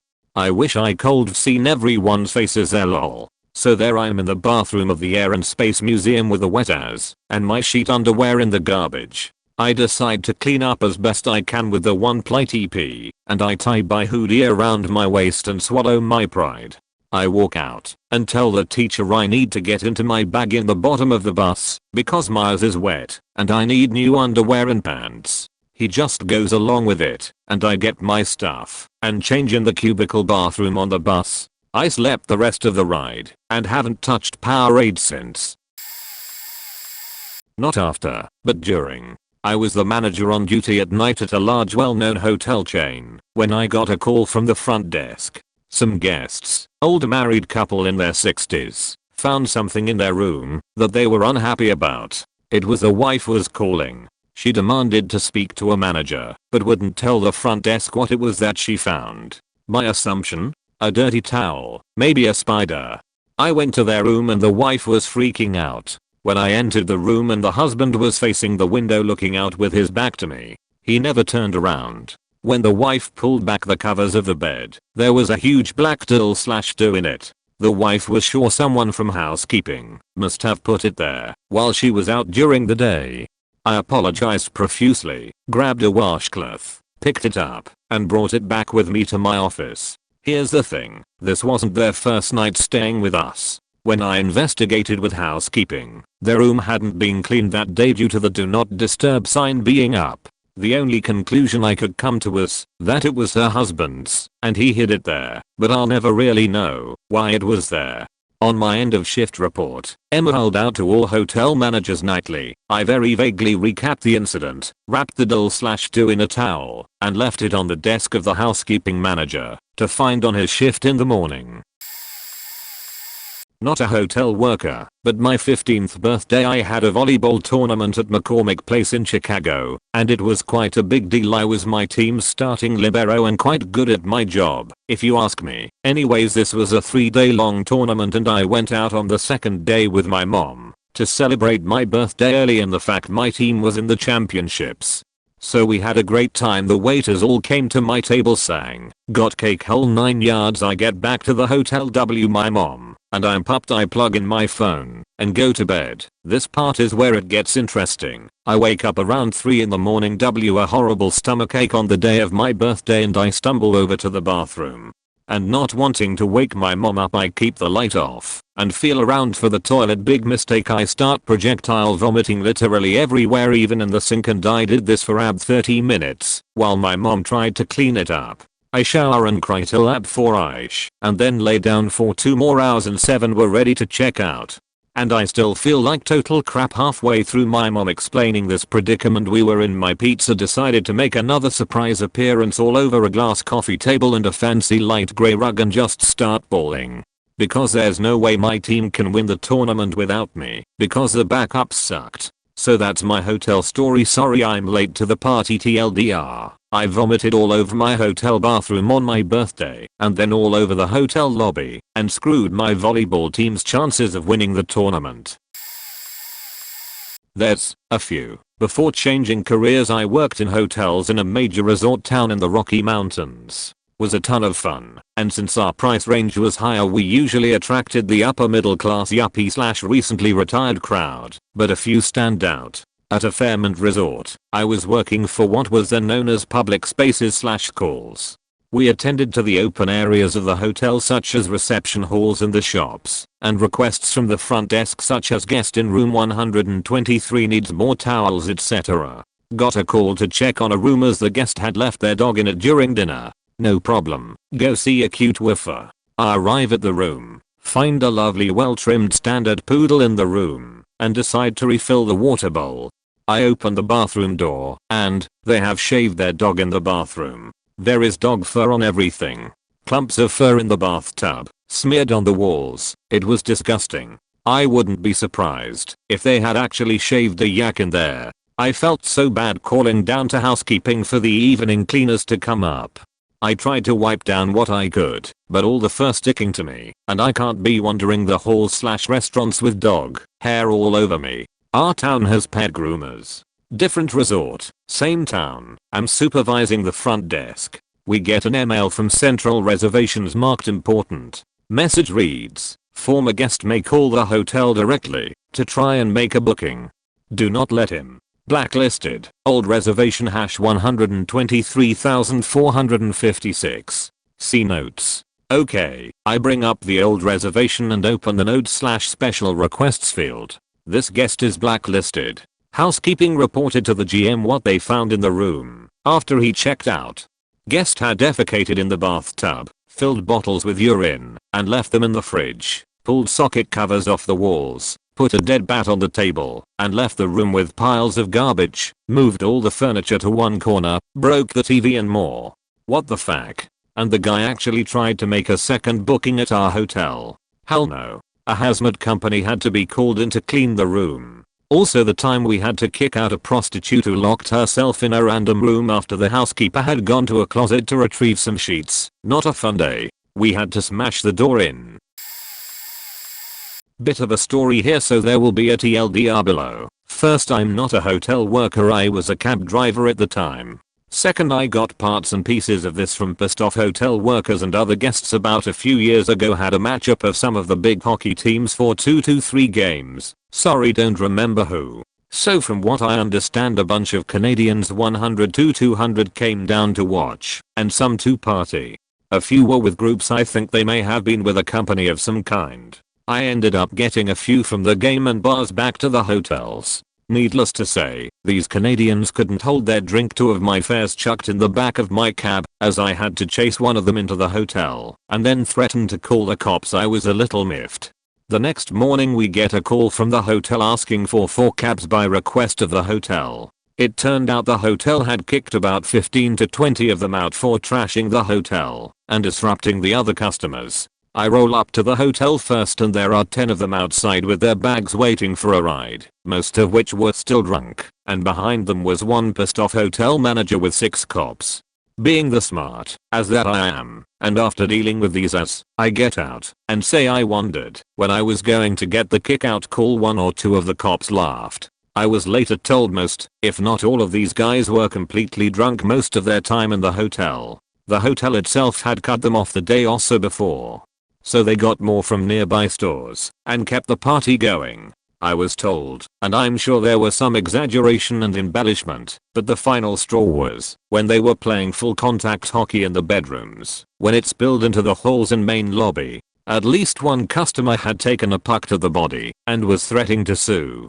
I was told the drywall repairs were going to take months to fix, and at least 2 doors had to be replaced. A maid/room cleaner said several maids banded together and threatened to quit if they didn't get a bonus for cleaning up all the vomit, feces, urine, and other bodily fluids. Several had called for escorts of both genders. TLDR, while I was a cab driver, a bunch of Canadians came to town for a few hockey games, got and stayed sheet-faced the whole time, destroyed the hotel, and got kicked out. Heard the horror stories from the hotel workers and other guests later. This guy came in with a girl for about a week, pays in cash day by day, real well dressed all the time, but also pretty obviously drunk or high every time I talk to him. Each night I'm working front desk, I work overnights, he tosses me $20. One night he has me call him an ambulance for him and the girl, which is weird, because they both seem fine, just drunk. The next day a sheriff comes in asking if I've seen this guy, shows me his picture. I tell him yes. He says he can't tell me anything else but someone will be in touch. Nobody ever is. The guy leaves the next morning when my boss is in, and my boss has me check out the room on suspicion. It's faking ripped apart. There are ceiling tiles gone. The floor in the bathroom is covered in sheet. Towels were used to wipe up some of it and then crammed into the corner. There are cigarettes put out on the table, etc. We never heard from him or the cops again, but I googled his name on a whim, and he was a lawyer running for a really prominent judge seat the year before. He dropped out of the race when a real big drug habit was exposed, and he almost died from an overdose in the hospital. He got a divorce after. TLDR, guy throws around cash and the cops come looking for him. His room is ripped apart. Turns out he was running for judge and has a drug problem. Various used such toys. About 10.000 XTC pills. Called the owner. Did not want to be the person that ratted out a drug stealer. A cat. A used blow up doll. Various pups that weren't in the toilet. But the worst one had to be that lady that just slit her wrists a few minutes before. Background. I was the night receptionist and only employee in the hotel at night. I got a call from the police asking if a single lady with brown hair aged around 40 just checked in, and yes, someone matching that description just did an hour ago. They told me that they would be on their way and asked me to check up on her since they had been called by a younger woman, her daughter, who had read her suicide note. I knocked on the door. No answer. Knocked again. Still nothing. I entered the room with the master key, big no, and saw her laying on the bed with bleeding wrists, sobbing, but very calm. She began to apologize immediately, and luckily let me help her. I don't know what I would have done if she didn't. I used my belt to tie off one arm, my necktie for the other, while wrapping towels over the wounds. Called the police again, who arrived minutes later along with the paramedics, while I held her in my arms, putting pressure on her wrists, both crying our eyes out and me trying to tell her, but completely failing, that everything would be okay. Don't remember much of the aftermath, except the face of my boss when he saw me sitting on the floor covered in blood with a paramedic next to me telling me something that went straight past me.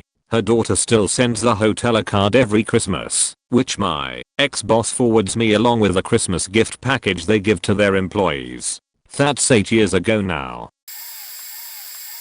To be honest, this story sounds so absurd that I doubt anyone will believe me, but I swear on my own life that it's 100% true. I have too many stories to tell. People can honestly be disgusting slobs in hotels.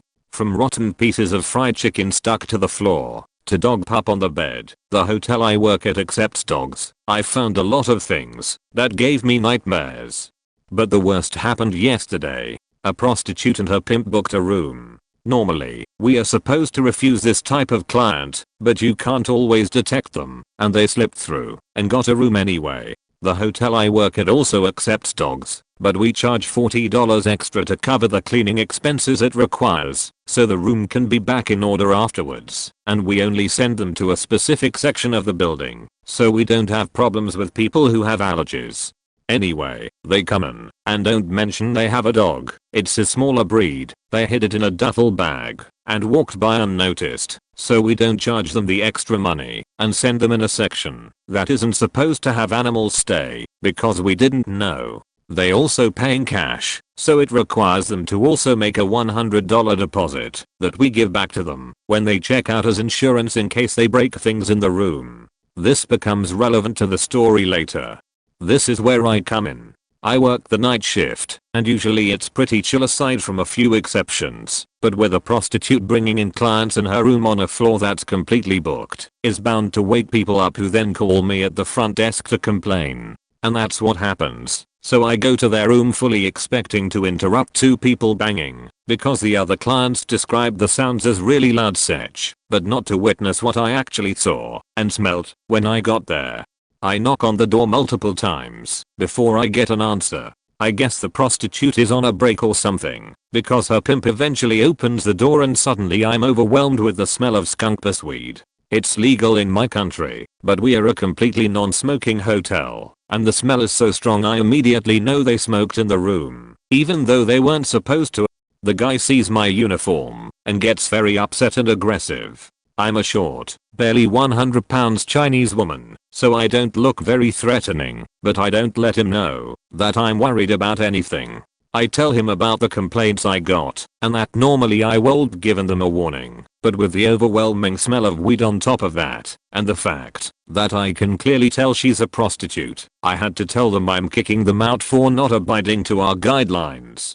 The dude is pissed and tries to shove me out of the door frame so he can shut the door in my face, but I catch myself before I fall backwards, and that's when I see it. The dog they brought in, dead on the floor. Like, actually dead. I don't know from what exactly, and I don't even dare to ask.